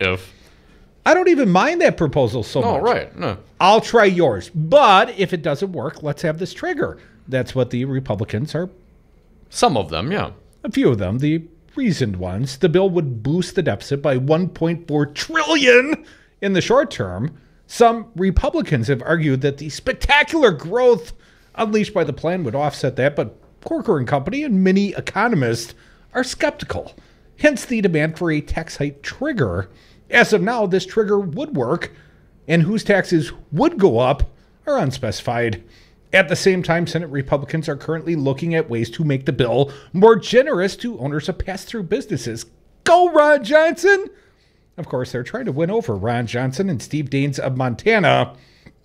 Research has shown that most pass-through income goes to the top 1%. As the New York Times put it, to win them over, Republicans are increasingly tilting their plan to benefit wealthy Americans. But I would agree with Ron. There is an argument to be made that most small business owners are LLCs, but let's read on.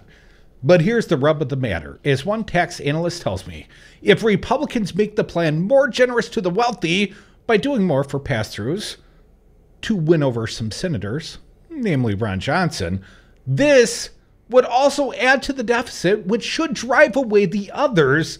And this leads us right back to the con at the heart of the whole affair, Dom. The center of the Senate GOP tax plan is a large permanent cut to the tax rate paid by corporations. These would themselves overwhelmingly benefit the wealthy because the vast majority of the benefits go to shareholders and capital. But Republicans face two challenges. First is to sell this primarily as a middle-class tax cut so voters accept it. They do this by front-loading a bunch of preferences for the middle class along with cuts to individual rates across the board. The second challenge is to do this while simultaneously making the case that the plan would not balloon the deficit to hold on to deficit hawk senators because if it raises the deficit in the long term procedurally, it can't pass by a simple majority with only Republican votes. Republicans address this problem by ending all the middle class preferences and individual rate cuts after 2025. For all this to go through, Crudy, consider the most likely way it would happen. The deficit hawks would have to accept a plan that on paper does balloon the deficit in the short term on the basis of triggers that allow them to claim tax hikes will kick in if growth doesn't offset that. Either these triggers remain unspecified or Republicans will be declaring that some specific groups may be hit with tax hikes later. Meanwhile, to make conservatives happy, the plan would have to include still more benefits for the rich under the guise of mainly helping small businesses. All that could very well happen, but if so, it will just underscore how many different ruses are necessary to paper over the basic con at the center of it all. Republicans are giving the wealthy a large permanent tax cut while selling it as mainly a large middle-class tax cut and as something that won't bust the deficit. Greg Sargent, The Plumb Line, Washington Post. More Devil's Advocates, WRD, 1510 AM, Resistance Radio. Coming back with you, Nut Job.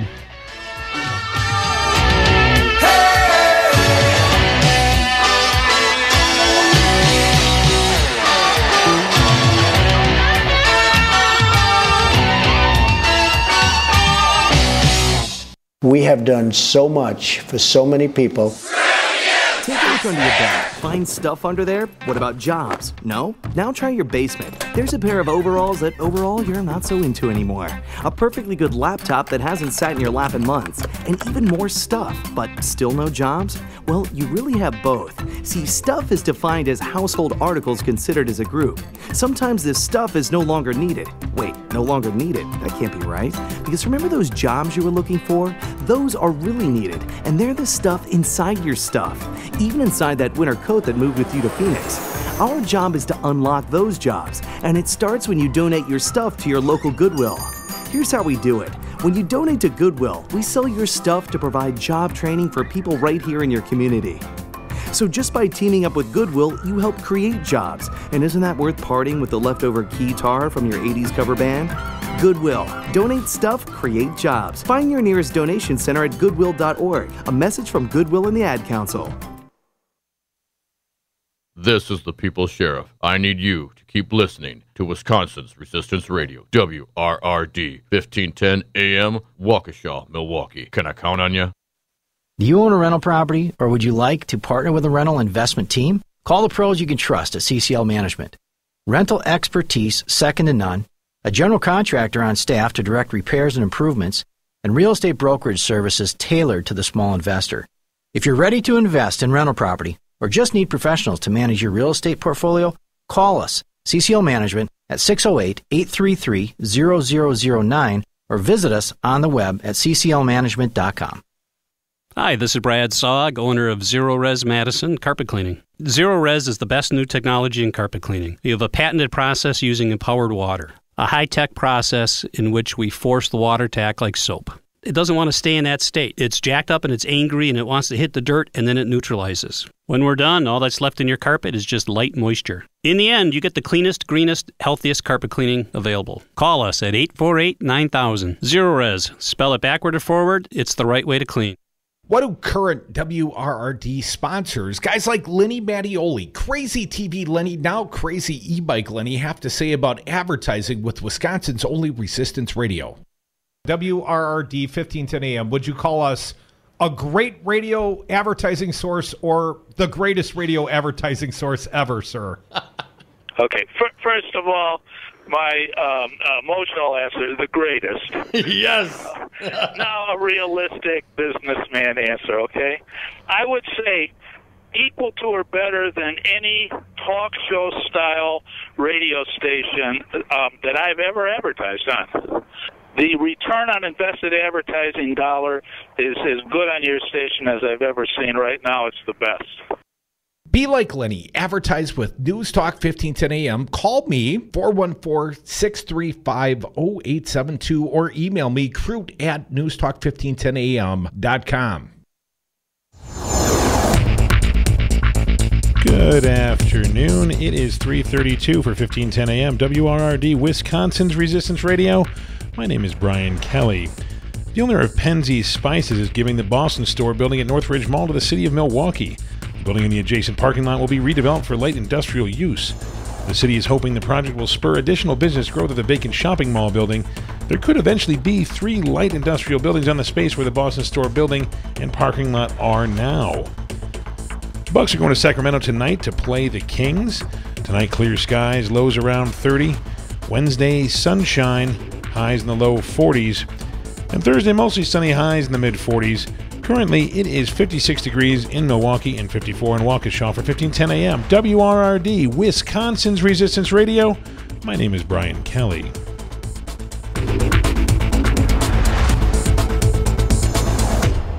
All right, you want to get nuts? Come on. Let's get nuts!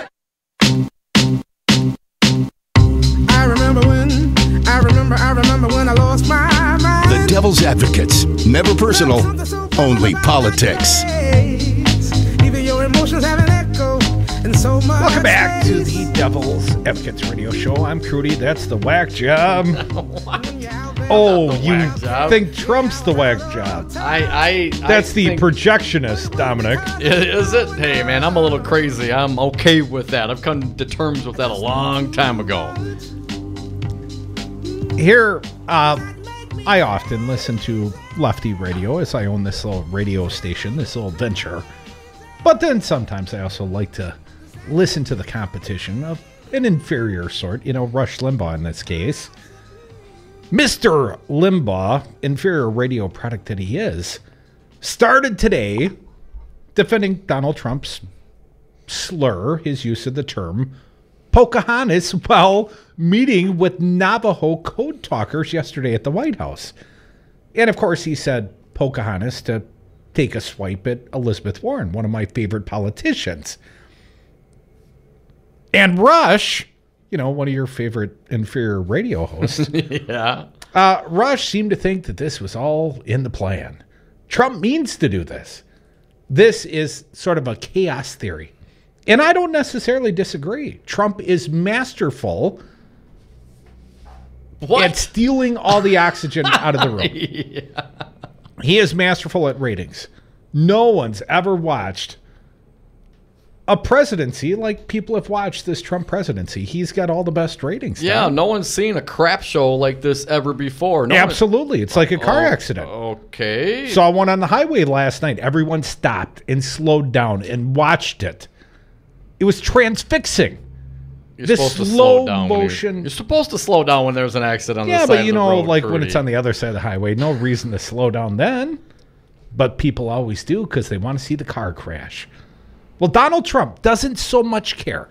Each and every day, all he wants the front page. He wants the lead. He wants the oxygen. And in that way, he is masterful. And in that way, this chaotic, every single day, grab two hands full of mud. Throw one, throw two, throw one, throw two. Doesn't care if it's to his benefit. Doesn't care who is offended. Because according to Rush Limbaugh, and I think there's some truth to be said for this, the Trump supporters, the deplorables, if you will, they're in on the quote-unquote joke, Dom. They support Donald Trump in this. They know what he's trying to accomplish. And it's basically a big middle finger to the sane people.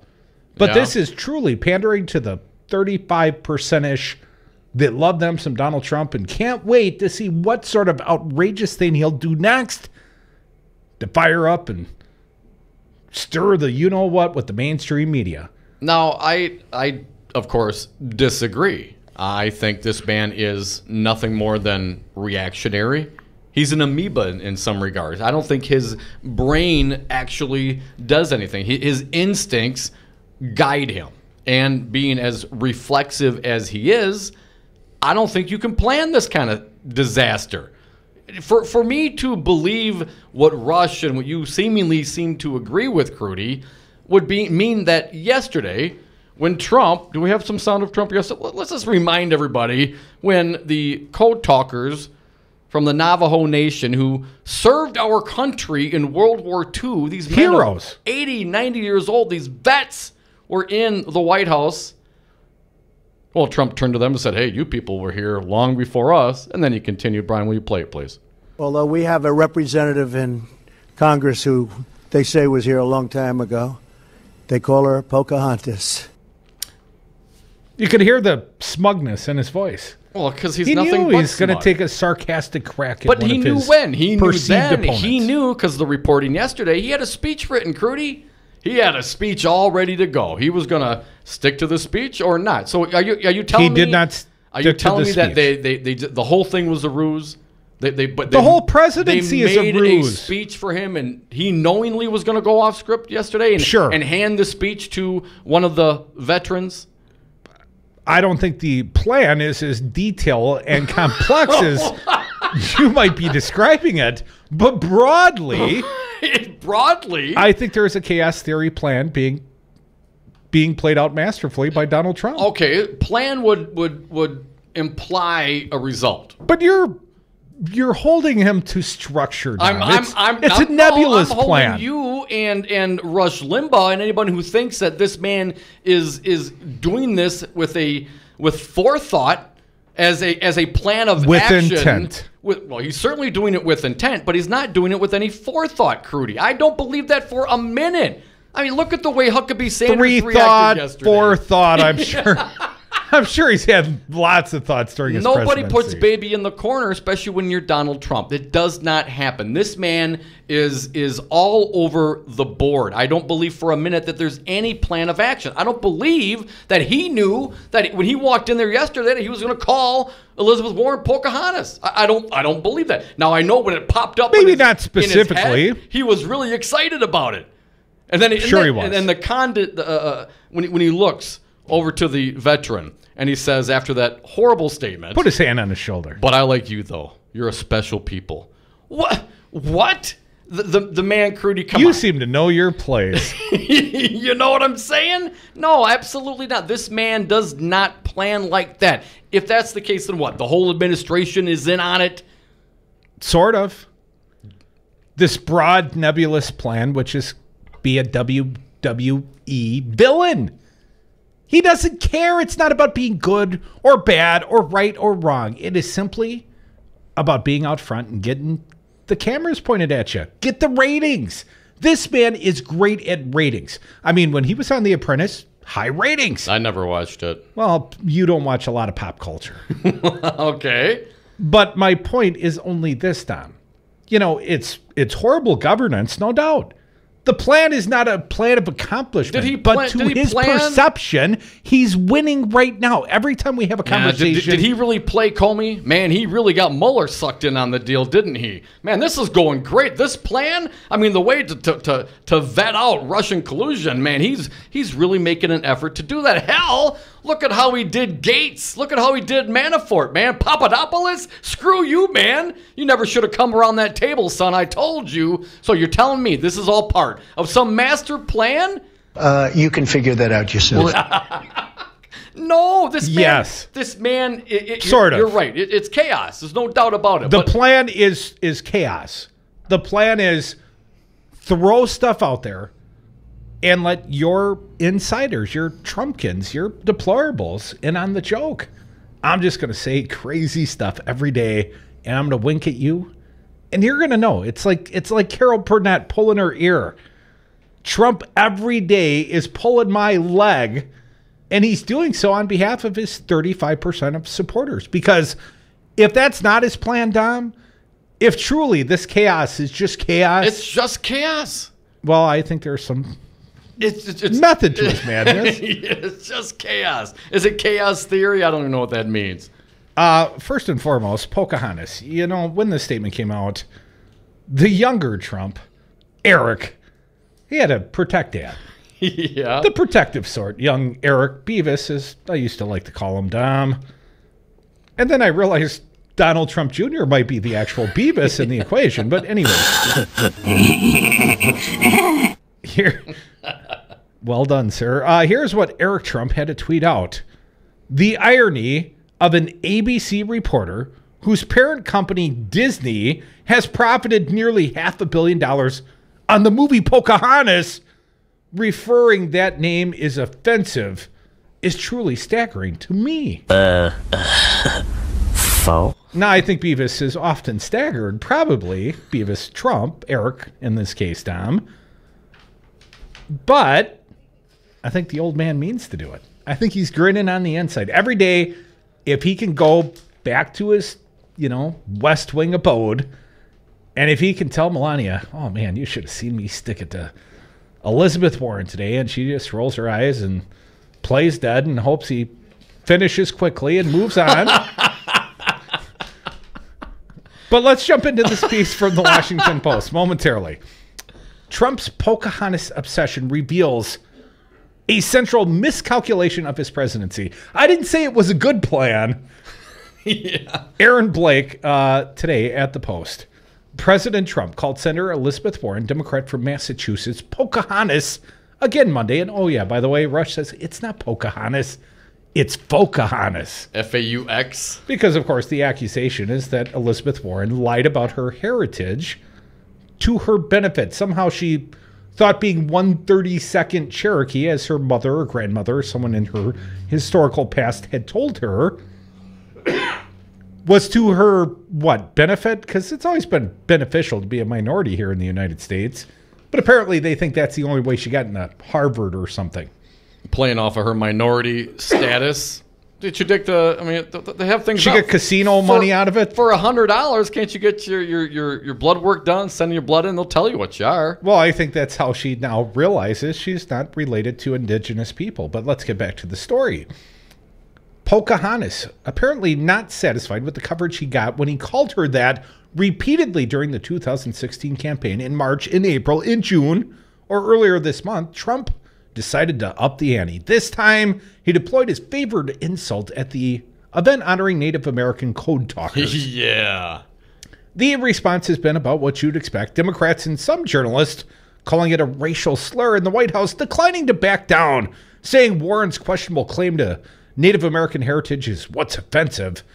And if we had a poll on this issue right now, I'm guessing it would show what polls show after basically every Trump controversy. Many or most Americans don't like what Trump did, but his base thinks everyone is making too big a deal out of a harmless nickname. I don't see strategy in everything Trump does, but I see it here. I think Trump sees this as a way to ruffle feathers and get the media hot and bothered, knowing his base will view the impending kerfuffle as a politically correct overreaction. It's the same calculation you see over and over again in his crusade against the NFL national anthem protests, in his comments about cracking down on journalist rights, in his Charlottesville reaction, in his feud with LeVar Ball, etc. Trump says something provocative, often with racial overtones or implications, and waits for the familiar divide to reappear. But if this is a strategy, one question follows. What has it gotten him? Folks, we're reading from Aaron Blake at the Washington Post. I'll take it a little farther, and you can take us home, Dom. It does reinforce my contention here. Well, let's find out. I'm not clear. We're now more than 10 months into Trump's presidency, and he still hasn't been able to sign a major piece of legislation, winning, despite having dual GOP majorities and needing just 50 votes in the Senate to pass an Obamacare replacement or tax cuts. The tax cut effort currently finds itself in a similar position to the health care bill, with a handful of GOP senators balking, and only 2 of them needed to kill the bill. And even if it passes through the Senate soon, the House and Senate will need to iron out differences and pass it through each chamber again. A favorite theory of Trump opponents and media critics is that all the tweets and all the fomenting of controversy is intended to distract from things Trump doesn't want us to talk about. Here's where the real theory comes in, Dom. Yeah? Maybe Trump would prefer we talk about the NFL and his feud with Warren rather than the dire circumstance that the GOP tax cut bill is producing. To these people, the distraction is the goal. But, Crudy, the distraction isn't itself an end, it's a means. Legislation and a successful presidency is the end. If Trump's goal is to slip these bills quietly through Congress while everyone's heads are turned the other way, it sure doesn't seem to be working. And the idea that the tax bill will pass into law without a full airing is ludicrous. Senators who vote for the bill are still putting their careers on the line with their votes and are clearly reluctant to just hand Trump the win, quote unquote, he's looking for. And if this does pass through the Senate, you can bet the scrutiny will only increase exponentially with the bill still only halfway to passage. We're still early in this process. An alternative explanation is that this is Trump's way of keeping his base happy, his effort to feed it red meat and keep it constantly angry at the media and at political correctness. But again, this is merely another means to political ends. And that base strategy sure doesn't seem to be paying legislative dividends. Perhaps it is aimed at keeping his base motivated for his 2020 re-election campaign, you might say. It worked in 2016, after all. Well, sure, but counting on facing another hugely unpopular Democrat in 2020 and winning with sub 40% approval rating and no major legislative accomplishments probably isn't the best strategy. Indeed, this seems to be less a strategy of choice and more a strategy of habit and or last resort. Polls have long shown nearly 6 in 10 Americans disapprove of Trump, and all he can do now is make sure the 35 to 40% in his base remain there. But at least at this early juncture, Trump's obsession with provocation seems to be doing little to assist his other obsession, winning. I thought narcissism was his other obsession. That pretty man in the mirror. What mirror? Any mirror. My mirror? Mirror on the wall. I'm the fairest of them all. Yeah. You know Trump says that every morning as he's, spraying the pompadour into place? Can't wait to see him with that hair wet, and in the prison cell, all scraggly down on him looking like a hungover Nick Nolte. Okay, Aaron Blake, what do you think? Whack job or wacky like a fox? I think Aaron Blake proves my point, Crudy. This is a habit. Trump is just being Trump. He doesn't know how to be anything else. This is no plan. It's a plan. It's just not a good plan. Come back with us. This show, greatest ever, always. Planned. With or without any plan. 844-967-2789. Phone lines open to you. Your calls welcome here.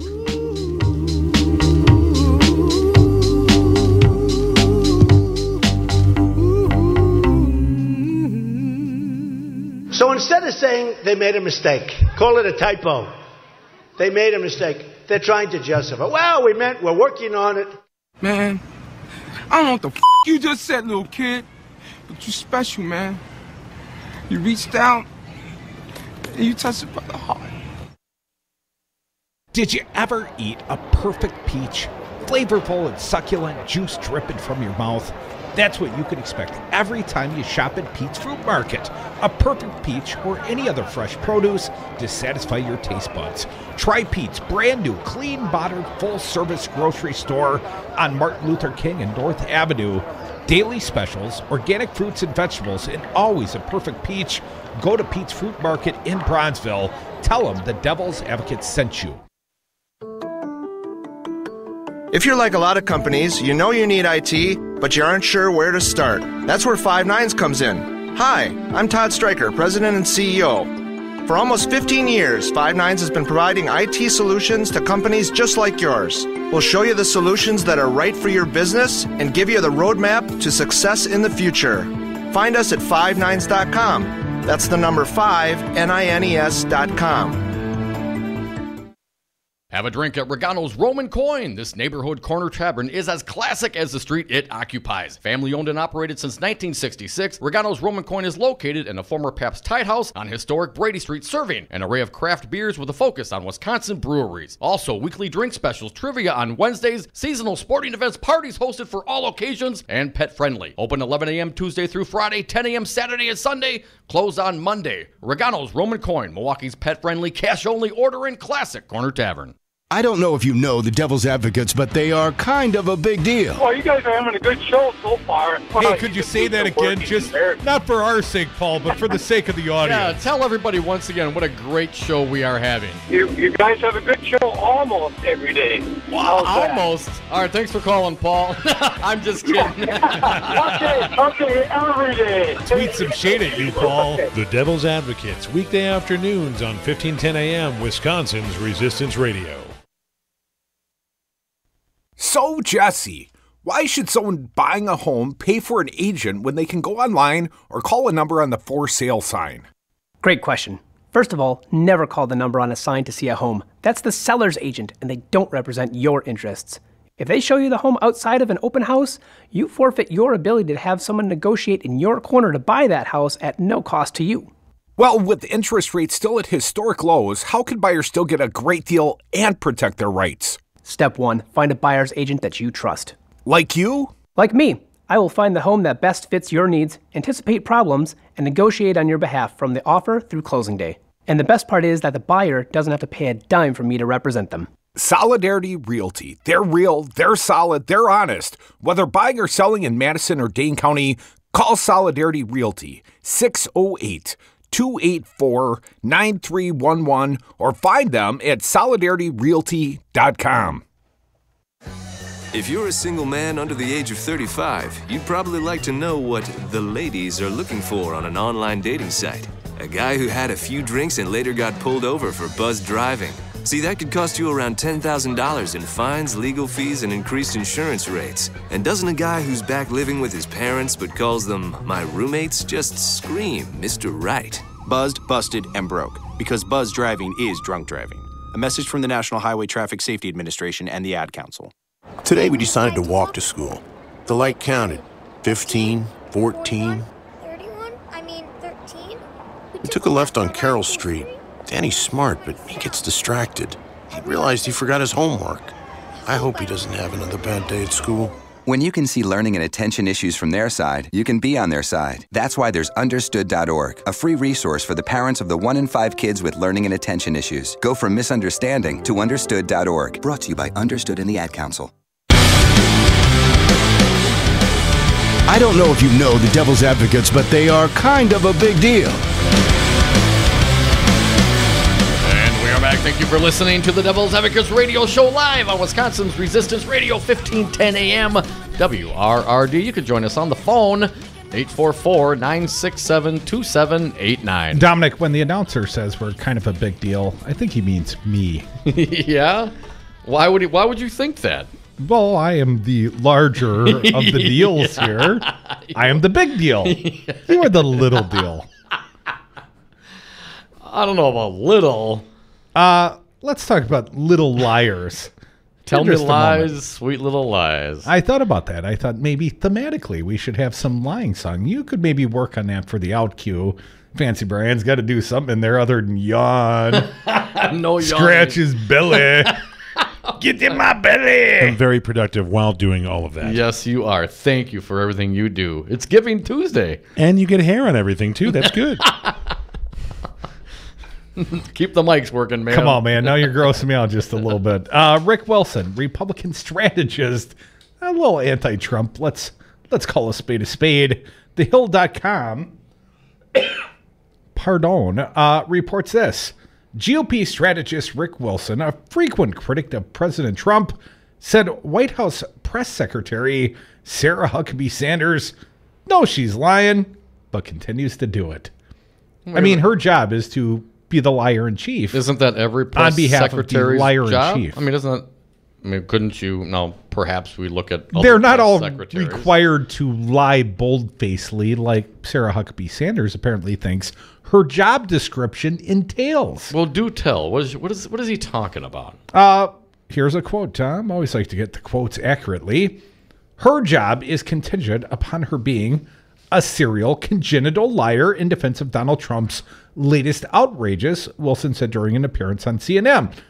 I mean, she probably has some, tiny shriveled husk left in her soul where she realizes this is the wrong thing to do, but she does it anyways because otherwise they'll replace her, Tom. Wilson, who has repeatedly denounced Trump and his supporters, said during his appearance on CNN that few presidents go out to crap on the dignity and legacy of the people like code talkers and then send their press secretaries out to answer questions in a way that isn't saying, wow, the president regrets what he said today. He made a mistake. Instead, she goes out and she tries to bury people in an avalanche of horse manure every day because this is her job.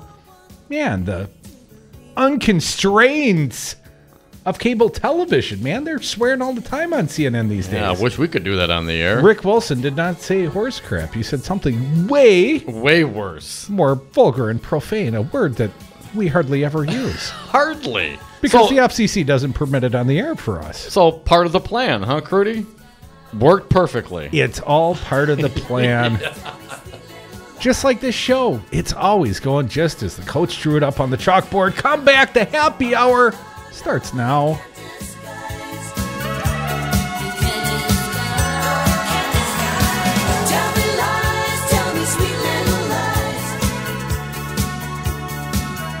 Because now I see the destructive power of a lie. They're stronger than truth. Wisconsin's doing terribly. The roads are a disaster because they don't have any money to rebuild them. They're borrowing money like crazy. They projected a $1 billion surplus, and it turns out to be a deficit of $2.2 billion. The schools are a disaster. The hospitals and education is a disaster. And when I see Scott Walker with his little motorcycle and he puts his helmet on and he gets off and he makes a speech, but he's always riding like he gets off a bike like he's a big tough guy, okay, or a little tough guy. Their lobbyists, their special interests, and their donors will start calling. They gave you $1 million to your campaign, and this one gave you $5, and this one, you have to do it. You know what he's going to say? Okay, I'll do it. Mr. Trump, you're using the talking points of the Democrats, and as we all know, that I'm using facts.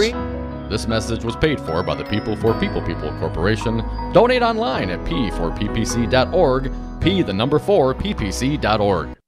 I was on Zero Res Madison's Facebook page the other day, and they have almost 2,000 testimonials from local customers. Apparently, I am not the only one stoked on how cool this company is. A green technology that actually works better and doesn't cost more, it's a no-brainer, I'm in. We are starting our own Devil's Advocates revolution to free your carpets from harsh chemicals and soaps. Call Zero Res today and ask for the Diamond Crude Special 608-848-9000 or schedule online at ZeroResMadison.com. Zero Res, spell it forward or backward, it's the right way to clean. I'm State Representative Jocasta Zamaripa. And I'm Joel Clayfish. Listen to us on the Joel and Jocasta Show, Saturdays at 3 p.m. She's a Latina woman from the inner city of Milwaukee, and I'm a white guy from the suburbs. Diversity in the white guy. You are not going to believe what you hear on this show. I'm telling you, you're going to have to listen. News Talk, 1510 a.m., WRRD. Wisconsin's Resistance Radio. You are listening to Wisconsin's Resistance Radio, WRRD, 1510 a.m., Waukesha, Milwaukee. We'll handle it. Tiger back in the swing. I'm Rich Johnson. President Trump was a bit cryptic in referring to today's missile launch by North Korea. A missile was launched a little while ago from North Korea. I will only tell you that we will take care of it. The president spoke at what was supposed to be a meeting of the budget, on the budget by House and Senate leaders from both parties, but Democrats canceled after reading the president's tweet saying he didn't think anything would come from the encounter.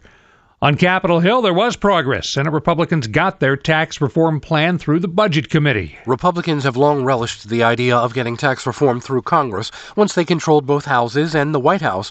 But it's a broad ideal. The Majority Leader, Mitch McConnell, indicates with just 2 seats to spare, not everyone is on board. Think of sitting there with a Rubik's Cube trying to get to 50. We do have a few members who have concerns, and we're trying to address them. And we know we would not be able to go forward until we get 50 people satisfied. Bob Costantini, Capitol Hill. Just learning that a judge has decided that Mick Mulvaney will stay in place as acting director of the Consumer Financial Protection Bureau, at least while the appeal by the deputy director goes forward.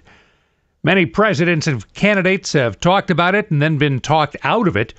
Vice President Mike Pence tells an Israel anniversary gathering in New York. President Donald Trump is actively considering when and how to move the American embassy in Israel from Tel Aviv to Jerusalem. He's pain-free and drug-free and ready to play golf. Tiger Woods talked today about how he's feeling. The neatest thing for me is to be able to get up out of bed and I can grab a club and not use it as a crutch. Woods will play in a small invitational tournament in the Bahamas this weekend, his first competitive golf in a year. The Senate budget deal inspired Wall Street. The Dow gained more than 250 points, the NASDAQ up 34. I'm Rich Johnson. I love investing in American businesses. Tonight, Marcus Lemonis spends his own money. Unfortunately, on paper, you're out of business. To save small businesses. I've agreed to invest $3 million, and I will be 100% in charge. This is going to be tough for you. I'm up for the challenge. New season, new possibilities. Do you believe in your company? Yes. Prove it to me. Let's go to work. Marcus Lemonis is The Profit. All new tonight, 10 Eastern and Pacific. CNBC. Get yours. This is Charles Osgood. Since auto owners insurance began in 1916, the world has entered the information age of computers, email, and smartphones. While technology continues to advance, we believe people help people best. That's why you'll only find auto owners insurance from your local independent agent, a real person who protects your life, family, and business. Auto owners insurance, 100 years of putting people first. In Richland, call the Goplin Insurance Agency at 608-647-2114. New York City has repealed a 91-year-old law that banned dancing at most nightclubs. More from correspondent Steve Kastenbaum. The Prohibition-era cabaret law here in New York made it illegal to dance in any bar or club that did not have a cabaret license. Fewer than 100 of the city's 20,000 bars and clubs held a cabaret license. Is it time to repeal the cabaret law? With a stroke of a pen last night, Mayor Bill de Blasio did away with an ordinance that dancers and performers have been fighting to repeal for 2 decades. When freedom of expression is not allowed, it's not New York City anymore. So now here in the city known for its nightlife, it's legal to dance pretty much anywhere that the mood strikes you. Steve Kastenbaum, New York. Chobani Greek yogurt is still Greek yogurt, even if it no longer says so on the package. The new look includes a more muted white background, new style and fonts, and watercolor paintings of fruit instead of photos. I'm Rich Johnson. I love investing in American businesses. Tonight, Marcus Lemonis spends his own money. Unfortunately, on paper, you're out of business. To save small businesses. I've agreed to invest $3 million, and I will be 100% in charge. This is going to be tough for you. I'm up for the challenge. New season, new possibilities. Do you believe in your company? Yes. Prove it to me. Let's go to work. Marcus Lemonis is The Profit. All new tonight, 10 Eastern and Pacific. CNBC. Get yours.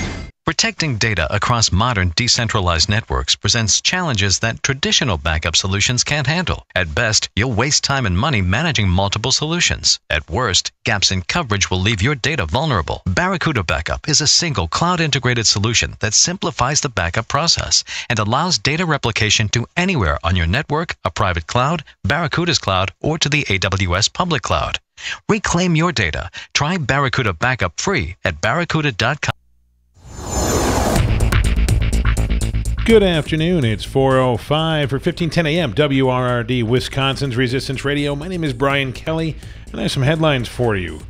The owner of Penzeys Spices is giving the Boston Store building at Northridge Mall to the city of Milwaukee.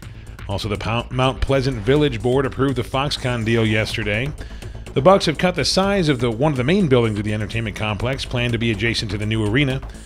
The city of Milwaukee has announced it is ending the 4-inch rule for winter snowstorms. Governor Walker signed bills yesterday aimed at expanding the rights of property owners and addressing homelessness in the state.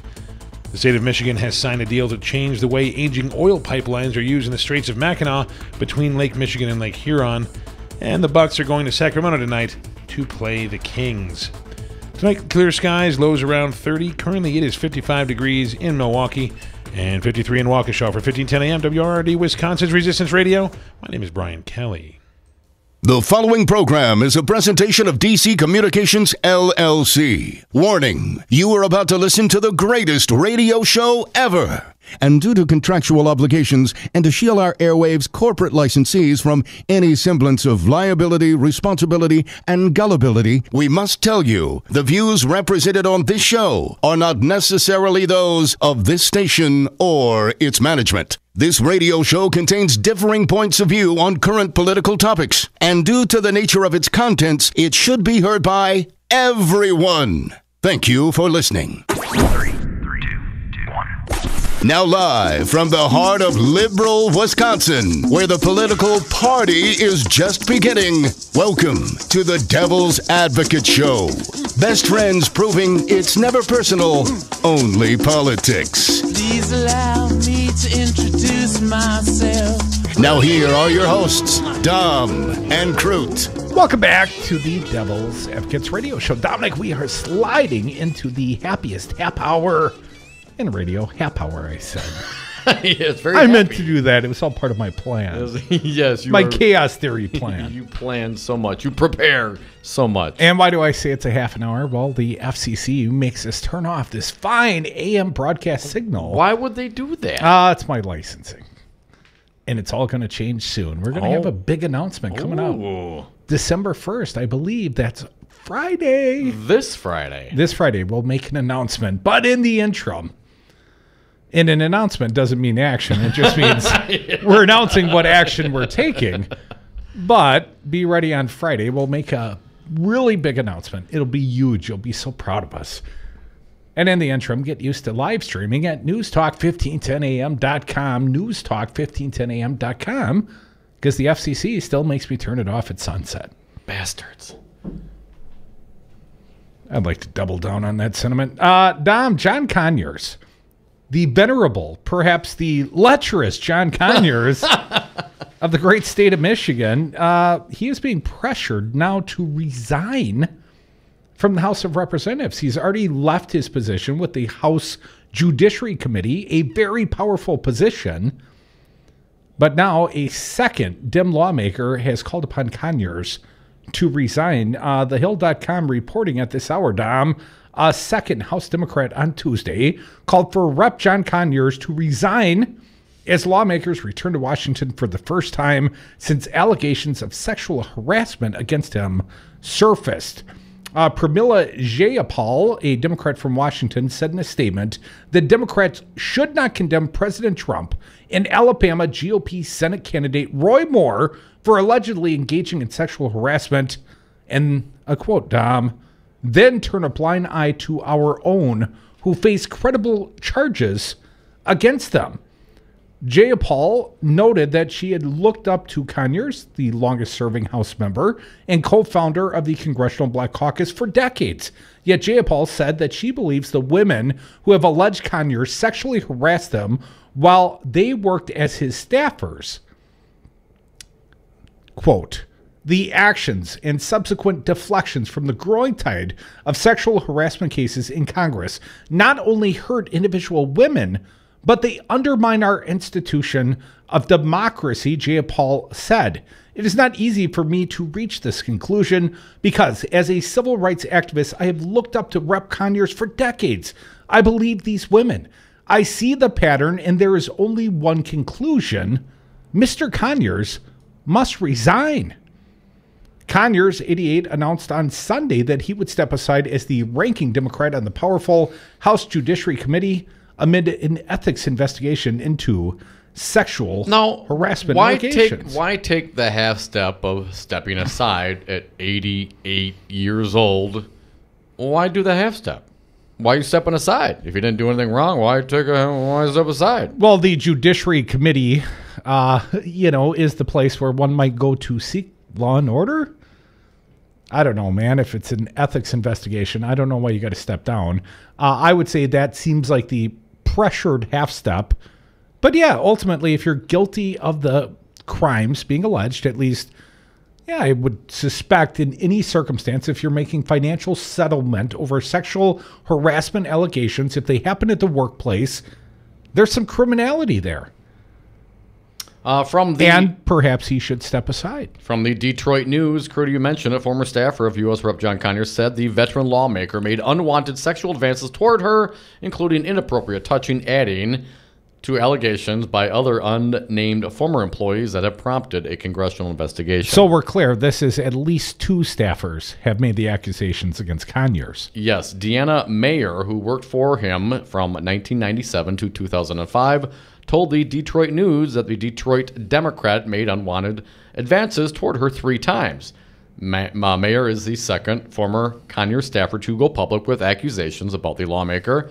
Conyers stepped aside, of course. Here, some detail from Mayer. The first instance of harassment happened shortly after the congressman hired her in September of 1997 during an event with the Congressional Black Caucus. I didn't have a room, and he had me put in his hotel suite, said Mayer, 77, adding that she rejected his offer to share his room in the Grand Hyatt in Washington and have sex. The other incidents with the now 88-year-old Conyers involved unwanted touching in a car in 1998 and another unwanted touching of her legs under her dress in 1999. Conyers attorney Arnold Reed questioned why Mayer would continue to work for Conyers after so many years. After the alleged incidents, he also said Mayer's allegations are uncorroborated and that his client denies wrongdoing. At the end of the day, he's confident that he will be exonerated because he maintains that he has not done anything wrong, Reed said. He is being pressured currently by co-members of the Congressional Black Caucus, Dom. He is the co-founder thereof. I got to think that is an influential group in Conyers' sphere of influence, if you will, Dom. Doesn't think he did anything wrong. And it seems like his attorney is questioning the veracity of the claim of the female involved here.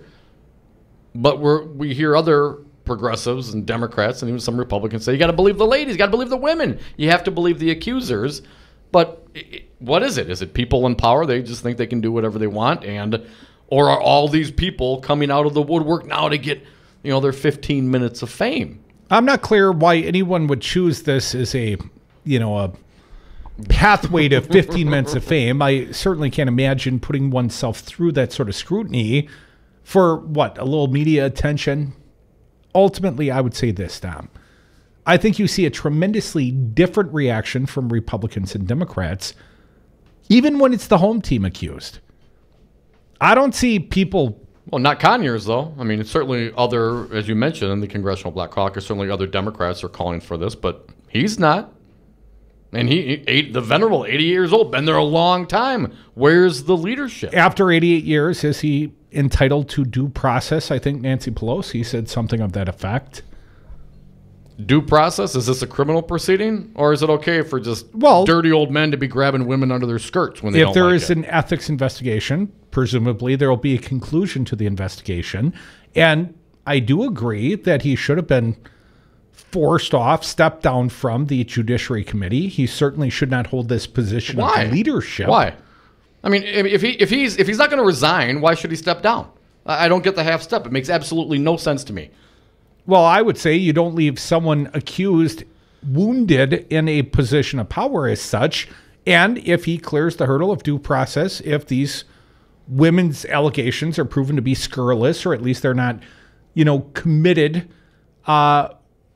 beyond reasonable doubt, or whatever the standard is in the ethics investigation, Dom, then I think he should have the right to hold his position. But I think ultimately the reaction of these Democratic leaders is the correct reaction. I mean, John Conyers, the accused, if he's the lecherous man who never changed his behaviors, well, Dom, he's not going to suddenly throw himself upon the mercy of the court. He's going to deflect, defend, deny. He's going to take all the actions that guilty consciences often take. He's going to be a hypocritical bastard about it. Continuing on in the Detroit news, the accuser, Mayer, said her need for employment explains why she stayed on the job even after these unwanted advances, Curdy. Here's what she said. People need jobs? I needed to earn a living, and I was 57. How many people are going to hire you at that age, she said. Conyers' status as a leading Democrat deterred her from going public at the time, she said, adding she doesn't have anything to lose now. I didn't report the harassment because it was clear nobody wanted to take it seriously, she said. John Conyers is a powerful man in Washington, and nobody wanted to cross him.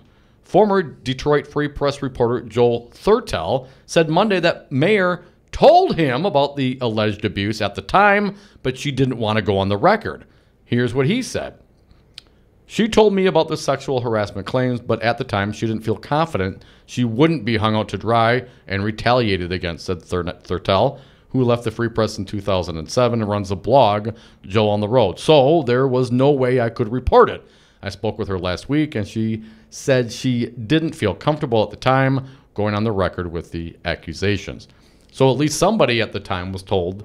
Now either she was, planting a story back in 1998? Well, Obama's mom had the forethought to put something in the Hawaiian birth registries, Tom. Some people have plans. So here's the point. I mean, hey, thanks for your service, but get the hell out. It's time to go, man. It's time to go.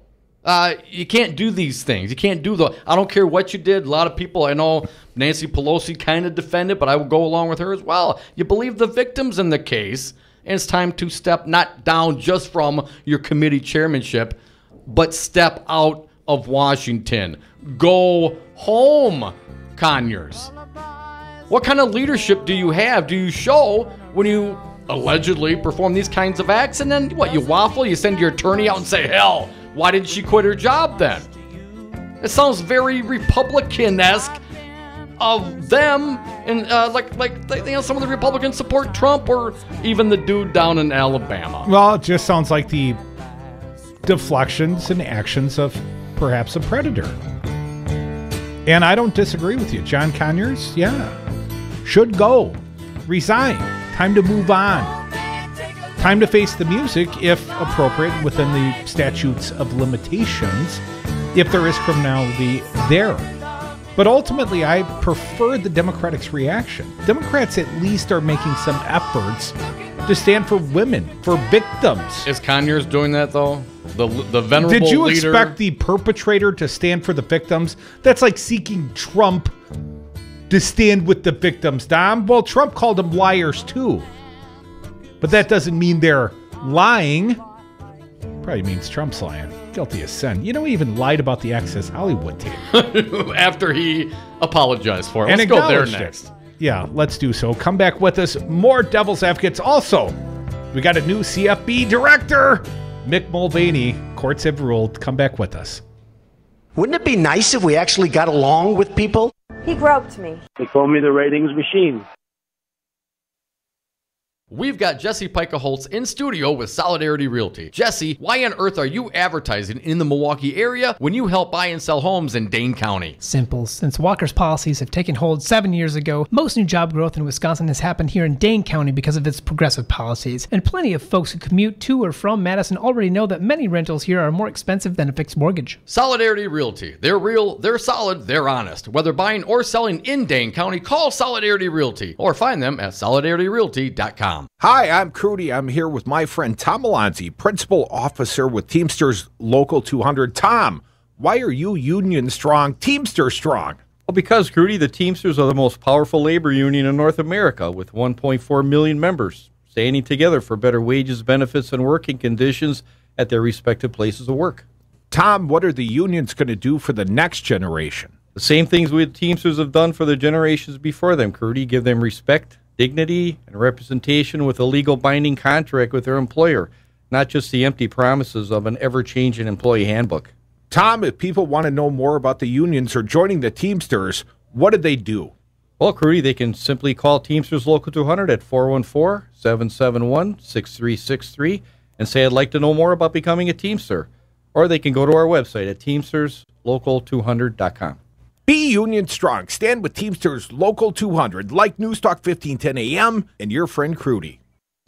Make sure you tune in to News Talk 1510 AM throughout the day for breaking news and up-to-the-minute political commentary. Monday through Friday, start your day with the Earl Ingram Show, 7 to 9 a.m. From 9 to 11, take a deep dive into Milwaukee news and Wisconsin politics on 414 Wisconsin with Brian Kelly and me, Stu Mann, the newsman. From 11 to 2, it's the Tom Hartman program. Then from 2 to 5, join us for the greatest radio show ever, The Devil's Advocates with Dom and Crute. Join the resistance. News Talk 1510 AM, Wisconsin's Resistance Radio. Wisconsin's doing terribly. The roads are a disaster because they don't have any money to rebuild them. They're borrowing money like crazy. They projected a $1 billion surplus, and it turns out to be a deficit of $2.2 billion. The schools are a disaster. The hospitals and education is a disaster. And when I see Scott Walker with his little motorcycle and he puts his helmet on and he gets off and he makes his speech, but he's always riding like he gets off a bike like he's a big tough guy, okay, or a little tough guy. Their lobbyists, their special interests, and their donors will start calling. They gave you $1 million to your campaign, and this one gave you $5 million, and this one you have to do it. You know what he's going to say? Okay, I'll do it. Mr. Trump, you're using the talking points of the Democrats, and as we all know, that I'm using facts. This message was paid for by the People for People Corporation. Donate online at p4ppc.org, p4ppc.org. Do you own a rental property, or would you like to partner with a rental investment team? Call the pros you can trust at CCL Management. Rental expertise second to none, a general contractor on staff to direct repairs and improvements, and real estate brokerage services tailored to the small investor. If you're ready to invest in rental property, or just need professionals to manage your real estate portfolio, call us, CCL Management, at 608-833-0009 or visit us on the web at cclmanagement.com. I'm more resourceful than I thought. My suit can still make an impression. My video games are still game changers. And my lamp can bring others a bright future. Because when I donate my stuff to Goodwill, it helps fund job placement and training for people right in my community. Now my stuff gets a second chance. And will give someone in my community a second chance too. Goodwill.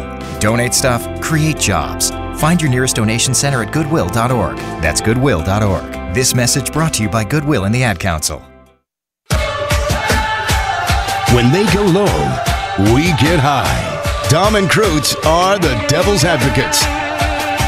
And we are back from the 420 break. Thank you so much for listening to the Devil's Advocates radio show live on Wisconsin's Resistance Radio, 1510 AM, WRRD. Streaming on YouTube, on Facebook. We're on Twitter at Devil Radio. And, of course, on the phones.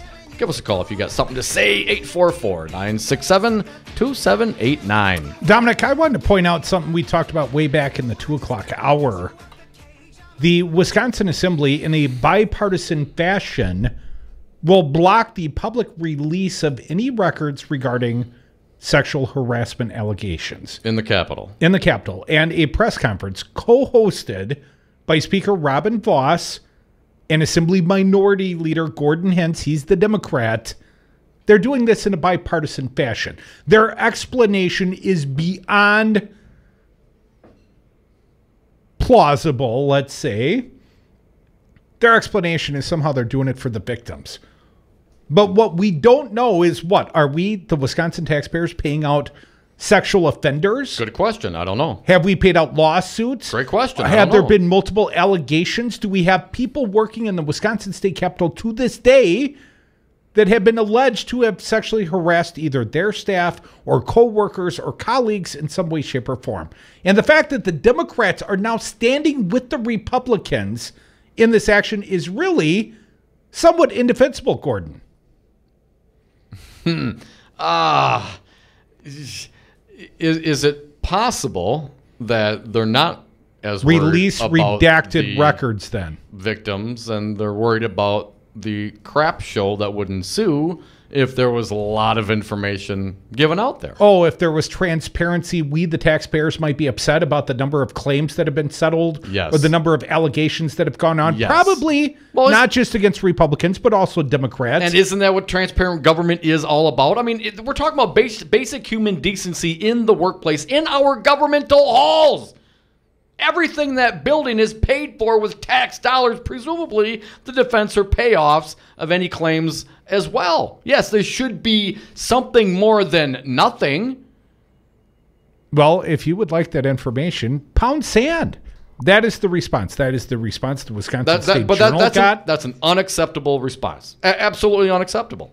Want to thank our guest back in the 2 o'clock hours, Bill Leaders, the president of the Wisconsin Freedom of Information Council. Bill Leaders pointed out there's really no defensible position to take here, be it Robin Vos, be it Gordon Hentz, be it the Republicans or the minority.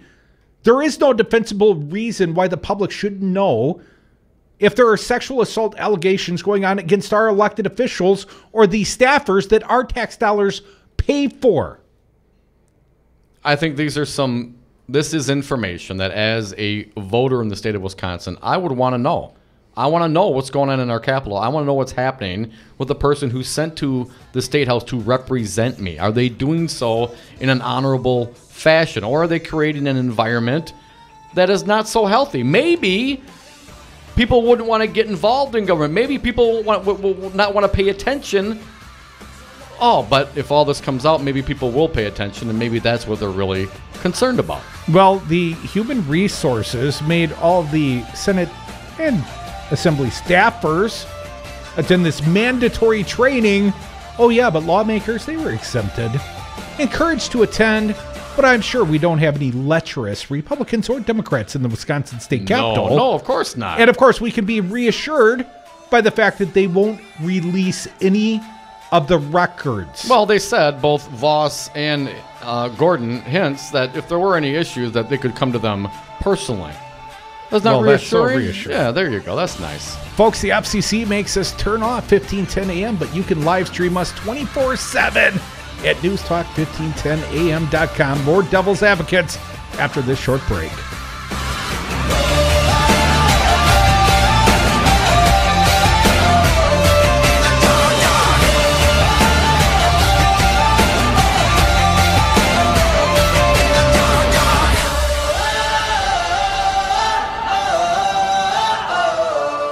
Business ethics.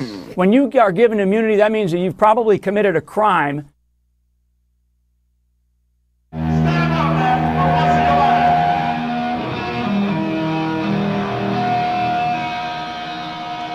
Good evening, everyone.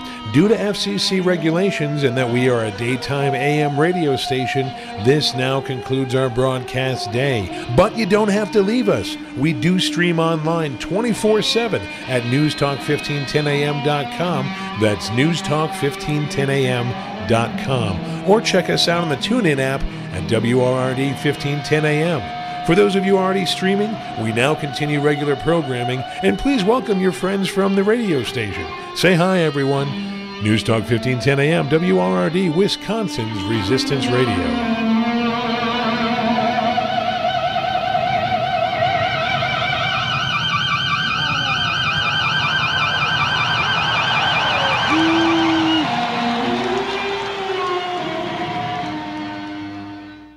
Hi, this is Brad Saug, owner of Zero Res Madison Carpet Cleaning. Zero Res is the best new technology in carpet cleaning. We have a patented process using empowered water, a high-tech process in which we force the water to act like soap. it doesn't want to stay in that state. It's jacked up and it's angry and it wants to hit the dirt and then it neutralizes. When we're done, all that's left in your carpet is just light moisture. In the end, you get the cleanest, greenest, healthiest carpet cleaning available. Call us at 848-9000. Zero-Res. Spell it backward or forward. It's the right way to clean. Welcome back to the Dog Show. Up next, we have Satchmo. Satchmo is a member of the Shelter Pet Group. That's right, a group known especially for their couch-snuggling, ball-chasing, face-licking, and, of course, companionship. Now, let's see him in action. Look how he makes eye contact with his person. That's actually known as the treat stare. How intuitive, and now he appears to be excitedly turning in circles. Ah, the happy dance so common with this group. But really, the best way to know an amazing shelter pet like Satchmo is to meet one. Visit theshelterpetproject.org today. Adopt. Brought to you by Maddie's Fund, the Humane...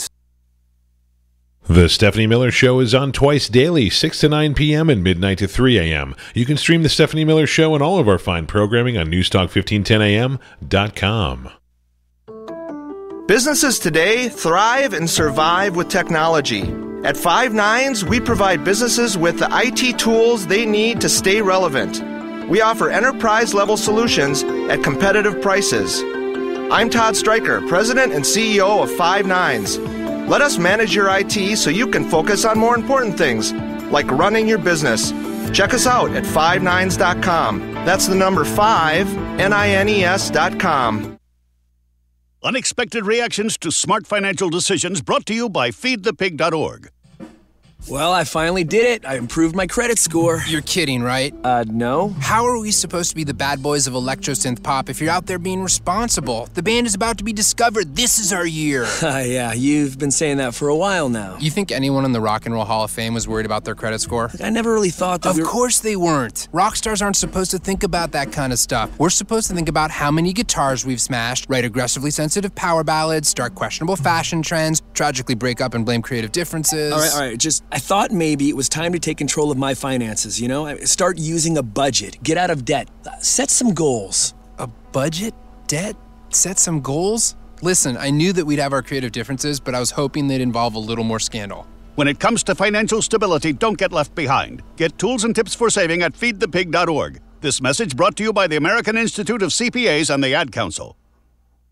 So I'm a cat, and I just moved in with this new human, and she's got this little toy she's always playing with, all day long. Tap, tap, tap, tap, bloop, bloop. She can't put it down. There it is. Oh, and get this. She even talks to it. Last week, she asked it for Chinese, and guess what? Egg rolls showed up. Like magic. Humans have cool toys. A person is the best thing to happen to a shelter pet. Be that person. Adopt. Brought to you by the Ad Council and the ShelterPetProject.org. Dave, what are you doing? Just sending a gift to Dave 2037. Who? Me in the future. I save a little money from every paycheck as a gift to Dave 2037, so he can spend it on things like anti-gravity boots or a hologram Doberman, something cool like that. I think Dave 2037 deserves it. He worked hard. What are you getting Steve 2037? I guess I was thinking Steve 2037 would just fend for himself. Well, all right, but don't expect to be borrowing my anti-gravity boots. You want to have money in your future? You got to start saving now. Putting some money from every paycheck into a savings account or contributing to your 401k can make a big difference later. Put away a few bucks, feel like $1 million. For free ideas and easy ways to save, go to feedthepig.org. That's feedthepig.org. Hey, let's just hope Steve 2037 doesn't get his hands on a cool time machine, because he is going to come back here and knock some sense into you. This message brought to you by the American Institute of Certified Public Accountants and the Ad Council. The Devil's Advocates. Sausage making never looks so good.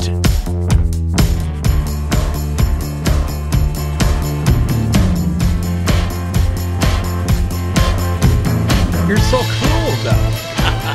You laugh at my misfortune. Yeah, there was no misfortune. It was Alma's misfortune. It makes it even funnier. How so very Trump-like of you. Yes, it is my plan to laugh at your misfortune. Trump's plan to undermine the veracity of any accuser, including a videotape of Donald Trump. Access Hollywood. An audio tape that becomes, well, it is a videotape. It's a video and audio tape. I mean, they would have really had to do some creative editing to backsplice in sound. Also include characters outside the bus, because let's not forget, this was not purely a anonymous conversation between Donald Trump and Billy Bush from the Access Hollywood. They were also joined by the pretty model outside the bus that Trump felt the need to tic-tac himself up for and give her a couple smooches, right, Don? He can't help himself. So anyways, Donald Trump has now come out and claimed that the Access Hollywood tape is fake news, Dom. Yes, the Donald is good. What did he say again? We have the other one of the actual really rude comment. And when you're a star, they let you do it. You can do anything. Whatever you want. Grab them by the pussy. Yeah, you can. When you're a star, you can do anything.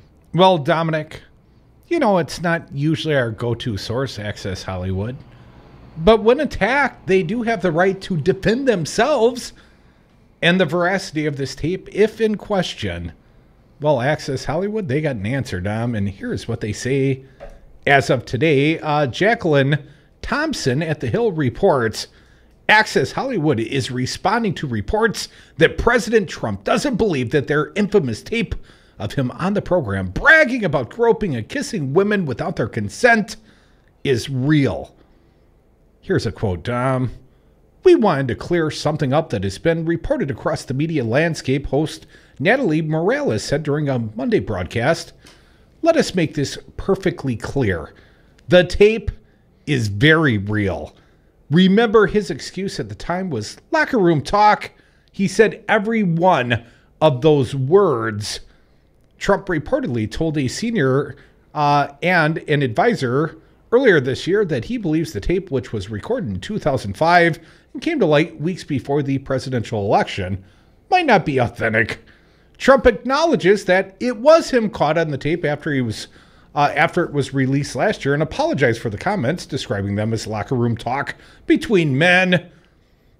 Also on Monday, Ariane Zucker, one of the actresses who greeted Trump and Access Hollywood host Billy Bush on the tape, said that while she wasn't present for Trump, when you're a star, they let you do it remarks, she didn't see how the recordings could be faked.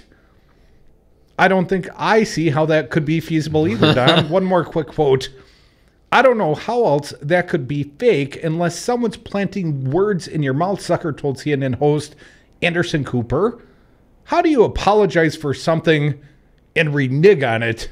It's puzzling to me. The apology, Kurt, you had to do a little search here. Found Variety.com, also not a source I generally go to. Variety, man. It's a Hollywood first read. Trump released a video saying that he had said and done some things I regret and apologized for lewd comments. The tape, of course, was released. In the video, we heard it. Trump said that anyone who knows me knows that these words don't reflect who I am. I plan to be a better man tomorrow and will never, ever let you down. In the 90-second video, Trump said that he has never said I'm a perfect person nor pretended to be someone that I'm not. Did he pretend to be John Barron? Allegedly. Didn't he pretend to be Time Magazine's Man of the Year this year? You know, Rush Limbaugh, I mentioned this to you off air, but for the sake of the audience, Tom, we're talking about Rush Limbaugh's newest reaction to the Pocahontas slur. And Rush Limbaugh said many things. You know, it's all Elizabeth Warren's fault. She brought this disrepute upon herself by making a false claim of valor or glory or minority status in some way, shape, or form, which helped advance her career professionally, according to Rush Limbaugh. And then he had the tenacity, the cojones to say, well, at least Donald Trump's never had to lie about himself, never had to build himself up, never had to make any false representations. And I'm thinking, Rush, are you even listening to your own words? No, he's not. He's defending, just like Hannity, just like the Trumpsters. They're going to defend this guy no matter what. Continuing from the Variety, just a few more from Trump. When he apologized back, you know, when the Access Hollywood tape came out, I've said some things that I regret, and the words released today on this more than a decade-old video are one of them. He added that he was wrong, and I apologize. I apologize for that video that never really happened and the words I never really said. I moved on her like a bitch, so I couldn't get there, and she was married.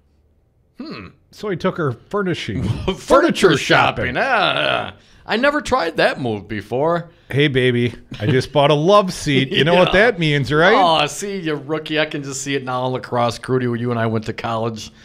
At the end of the bar night, maybe taking a lady up, looking at the windows and say, hey, you like that couch? Maybe that chair over there. That could be yours. That I moved ottoman? on her very heavily. In fact, I took her out furniture shopping. Yeah. You can put your feet up on that ottoman. Oh, yeah. Again, Crudy planned, huh? This is all planned. This is a planned operation by Trump. I mean, he knows exactly what he's doing, trying to Chaos rile everybody theory. up. Yes. Shiny objectism. But I would say one cannot be held accountable, at least for the early part of the plan. 2005, that was pre-presidency. The Donald Trump plan, his current plan, his chaos plan. Well, if you believe some of the press reports, the Russians have been planning this with him since the 1970s. But I would say the current plan, the chaos theory, really it's been since his announcement. And what did he come out and say when he announced his candidacy, Dom? Got to build a wall because of the murderers and the rapists coming from Mexico. I'm sure there's some. I think some that good makes people. the point. Well, some good people that didn't come around to Charlottesville, right? Were they good people, the murderers and the rapists? On all sides. It was all part of the plan, from the announcement of his candidacy to the bragging at the Iowa Freedom Summit. It was all part of the master plan. A D-bag is not a plan. That is a state of being. Well, it sure seems to work for you. Just like I planned. Folks, more Devil's Advocates. We got one more segment, just like we planned. Come back with us.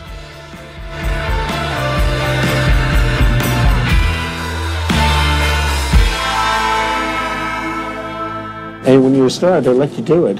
You can do anything. Whatever you want. Grab them by the pussy. That is totally taken out of context. Yes, the Donald is good.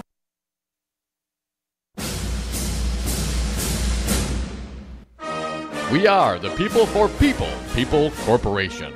We are a registered 501c3, totally legit. What do?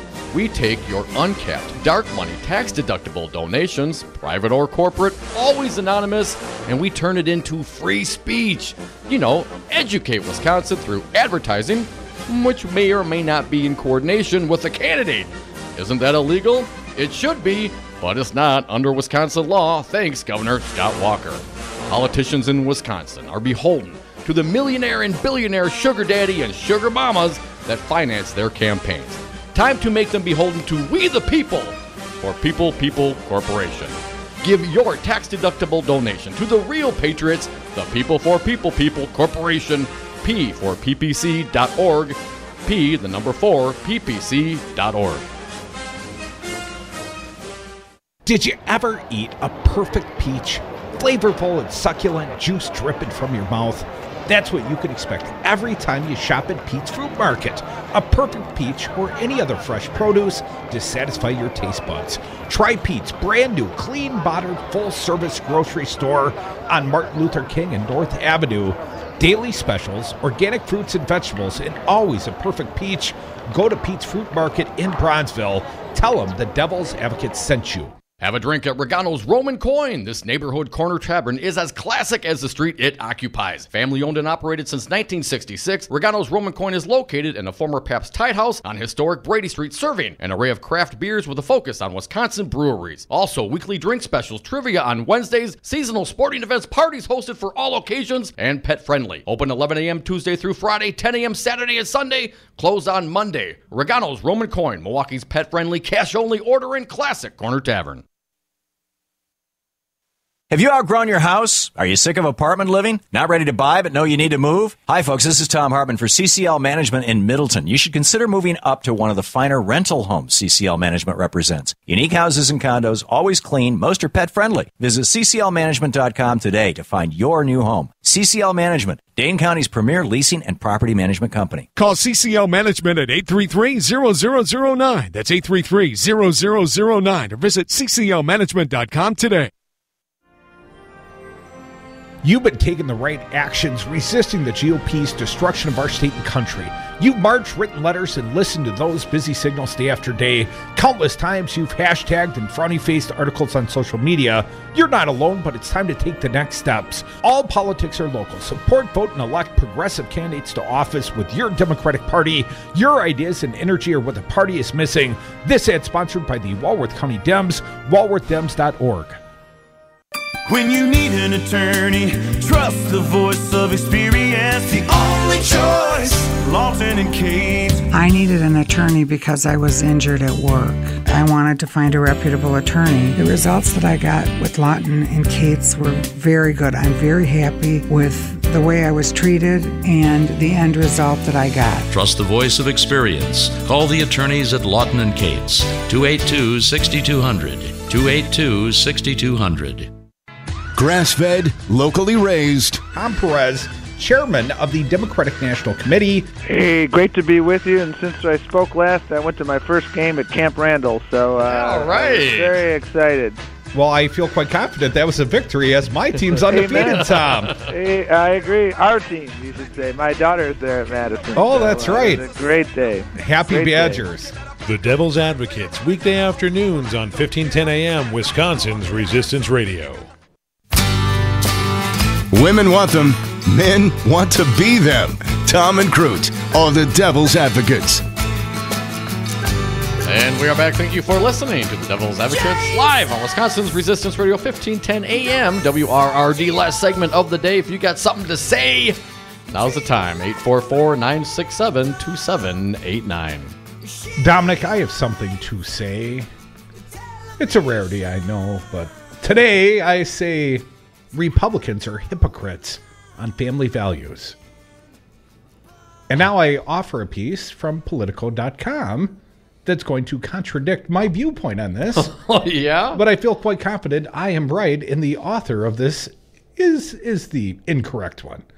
I'm going to take the Trump stance. I'm always right. You must be wrong. Today, Roy Moore stands at his Exhibit A in conservative hypocrisy when it comes to family values, saying one thing in public and doing another in private. Yesterday it was others. Plenty of Republican leaders, from Newt Gingrich to Donald Trump to Joe Barton, have failed to practice the values conservatives preach. But are conservatives outside the political class failing to live up to the family values associated with the right since the 1980s? In the wake of the Moore scandal, a spate of articles on evangelicals, fundamentalists, and conservatives have made just this case, arguing that conservatives of one stripe or another are family values hypocrites. Writing in the New York Times, for instance, Nicholas Kristof recently wrote, "Conservatives thunder about family values, but don't practice them." To add insult to injury, Kristof also argued that it is actually liberals who practice the values that conservatives preach. I know I do. Yeah. His primary evidence: red states often do worse than blue states when it comes to family-related outcomes such as divorce and teen pregnancy. Here, Kristof is indebted to a book by family scholars Naomi Kahn and June Carbone, Red Families versus Blue Families, which makes the case that blue states have more successful and stable families than do red states. Arkansas, for instance, has one of the highest divorce rates in the nation, whereas Massachusetts has one of the lowest. Kahn and Carbone go on to contend that blue families, more than red families, encourage their children to simultaneously combine public tolerance with private discipline, and their children then overwhelmingly choose to raise their own children within two-parent families. In other words, Dom, blue Americans are more successful at forging exactly the sort of stable two-parent families that red Americans say they support. But this state-based argument obscures more than it illuminates about the links between partisanship and family life for ordinary families in America.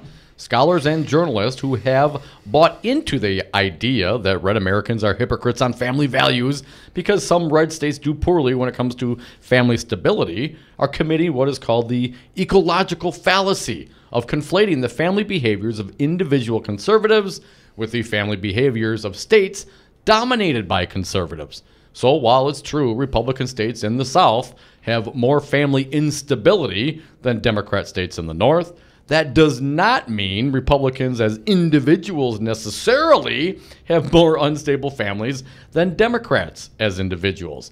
Indeed, when we look not at states but as counties in the United States, we see that counties that lean Republican across the country as a whole have more marriage, less non-marital childbearing, and more family stability than counties that lean Democratic. In fact, an Institute for Family Studies report I authored found, quote, teens in red counties are more likely to be living with their biological parents compared to children living in bluer counties. I authored is the author Bradford Wilcox, just to be clear. Continuing, so even at the community level, the story about marriage and family instability looks a lot different depending on whether or not one is looking at state or county trends. At the county level, then the argument is that red America is doing worse than blue America isn't true. Finally, when we turn to the individual level, the conservatives are family values hypocrites thesis really falls apart. Republicans are more likely to be married and happily married than independents and Democrats, as Nicholas Wolffinger and I recently showed in a research brief for the Institute for Family Studies. They are also less likely to cheat on their spouses and less likely to be divorced compared with independents and Democrats. So Donald Trump is the exception, not the norm for Republicans. Well, first and foremost, I'd point out Democrats are sexier. There are more available opportunities for us. It's just a fact. You know, I don't know if it's true, but I feel like it should be. But here's the point I would make. And statistically, you can break it down, and somehow, apparently, if you look at a county-by-county level, the red counties, more marriage, less teen pregnancy. I doubt that. But let's assume that the author is absolutely correct in this assessment. Somehow that doesn't translate across broader metrics like state by state. Republican leadership seemingly should have nothing but happy marriages and happy kids all across America, right? Lots of Republican states. But let's assume all this math is absolutely correct. And this author knows exactly what he's talking about. Here's where my assertion of Republican hypocrisy, of evangelical hypocrisy. The war on Christmas. The war on Christmas. Let's throw it out there again. I think that's a war worth winning. But here's my point. You can't look at a guy like Roy Moore or Donald Trump as the exception to the rule. You cannot both be Christ-like and embrace the policies of Donald Trump. And I'm not talking about tax cuts for the rich right now. I'm talking about groping of the female. But why do you think that? Doesn't their religion say that if you ask for forgiveness, then you're forgiven? No big deal. Forgiven the sin? Yeah, sure. At some point, though, we're all sinful human beings. Well, maybe you believers are. Maybe you don't have any conscience or guilt for lack of soul. I don't need religion to have a conscience, but please continue. Certainly you don't. If you do have religion, though, and you are a Christ-like human being, and you respect your fellow man or woman, you certainly cannot condone the conduct of Donald Trump or Roy Moore or John Conyers or Al Franken or any of these other men that are accused of having these sort of relations, in most cases, unwanted relations. And I point out the difference in reaction of liberals. We got the Black Caucus meeting right now trying to force John Conyers out of the House of Representatives. He's already stepped down from his Judiciary Committee post. Well, that's quite different than the reaction. Hell, there are people in Alabama and across the nation still support Roy Moore. There are Republicans, including this president, that quite frankly, everything short of naming him by name is fully embracing this pedophile. Hell, Crudy, we got big Republican donors here in the state of Wisconsin. The U-Lines are supporting Roy Moore down in Alabama. They've given money both before and after these allegations came forward. Well, U-Line, that's the one that also supports Kevin Nicholson, the Senate candidate against Tammy Baldwin. Now, I would probably denounce... Oh, who's kidding who? I mean, who's going to throw back millions of dollars in campaign support just simply because your sugar daddy also is the sugar daddy for Roy Moore? Because, of course, they're all freaking hypocrites, Don, because if you're any sort of Christian, you cannot also embrace the presidency of Donald Trump and the way he treats other human beings, especially the women. So then I have to ask then, Crudy, how is it that, because there's lots of different kinds of Christians, man. You know, there's the kinds that think I'm that talking about the evangelicals. God wants you to be strong and successful and rich. And if you're not, perhaps... Sort of a Calvinistic approach. Maybe there's something wrong with you if you're not rich and successful in whatever their metric is. So there's all sorts of Christians out there, man. What kind are you talking about? I'm talking specifically about the evangelicals, the born-again Christians, those that think the embrace of Christianity is a conscious effort that one makes. You do so, you, in many cases, rebaptize oneself, recommit one's self to being Christ-like. And I would say those that choose that lifestyle, that claim to be Christians of the evangelical sort, they betray their Jesus, their God, by supporting a confessed sexual assaulter like Donald Trump. That's Lesser not of turning two the other evils. cheek. Dear God, I have to support a groper and sexual assaulter, or, in the case of Roy Moore's opponent in Alabama, someone who believes that women should have a choice of abortion. I think God would stand with the righteous man. I think God would understand if you turned against the party. But you think that, Crudy. And as an evangelical the Bible Christian tells me that. Okay, so what's better, the groper or the one that has the abortion and kills the baby? Who are you to decide that for the Christians and the evangelicals? They have their own opinion, right? It is not simply about opinion, Don. When you practice, when you teach reproductive rights, and they don't even believe they're rights, right? There's only God's law. But when you teach children that abstinence only is a viable way to stop procreation, you're basically setting up your state for more abortions. When children are not educated to sex and contraceptives, they have more unplanned pregnancies and hence more abortions. So it's one thing. I can understand, the moral outrage at actually teaching a kid to be safe sexually, because statistically speaking, they're probably going to end up in bed with somebody at some point in their life.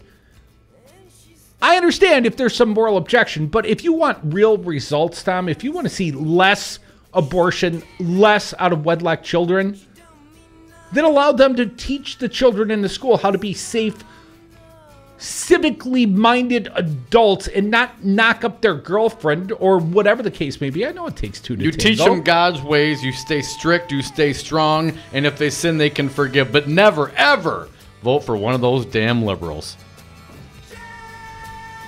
Well, I guess that's the final thought today. Folks, we're the Devil's Advocates. We're doing Satan's work over here. Hey, I don't know what you're talking about. Okay. Satan's a Christian God, just for the record. Satan's a Christian guy? Well, yeah. And you're an atheist, libertarian, wannabe Republican. I'm surprised you didn't get a Benghazi story in there. I know how that one warms your cockles. Maybe we'll talk Benghazi tomorrow. Thanks for listening to this fine show today. Thank you, Bill Leaders, president of the Wisconsin Freedom of Information Council. And thanks to all of you, including you, Fancy Brian, for listening and yawning and scratching one's belly. Have a great night. I want to see virtue and morality returned to our country. Nobody loves the Bible more than I do. The next time, we're going to win the old-fashioned way. So if you see somebody getting ready to throw a tomato, knock the crap out of them, would you? Seriously. Yes, the Donald is good. I was on Zero Res Madison's Facebook page the other day, and they have almost 2,000 testimonials from local customers. Apparently, I am not the only one stoked on how cool this company is. A green technology that actually works better and doesn't cost more, it's a no-brainer, I'm in. We are starting our own Devil's Advocates revolution to free your carpets from harsh chemicals and soaps. Call Zero Res today and ask for the Dom and Crute special 608-848-9000 or schedule online at ZeroResMadison.com. Zero Res, spell it forward or backward, it's the right way to clean. So, Jesse, why should someone buying a home pay for an agent when they can go online or call a number on the for sale sign? Great question. First of all, never call the number on a sign to see a home. That's the seller's agent, and they don't represent your interests. If they show you the home outside of an open house, you forfeit your ability to have someone negotiate in your corner to buy that house at no cost to you. Well, with interest rates still at historic lows, how can buyers still get a great deal and protect their rights? Step 1. Find a buyer's agent that you trust. Like you? Like me. I will find the home that best fits your needs, anticipate problems, and negotiate on your behalf from the offer through closing day. And the best part is that the buyer doesn't have to pay a dime for me to represent them. Solidarity Realty. They're real, they're solid, they're honest. Whether buying or selling in Madison or Dane County, call Solidarity Realty.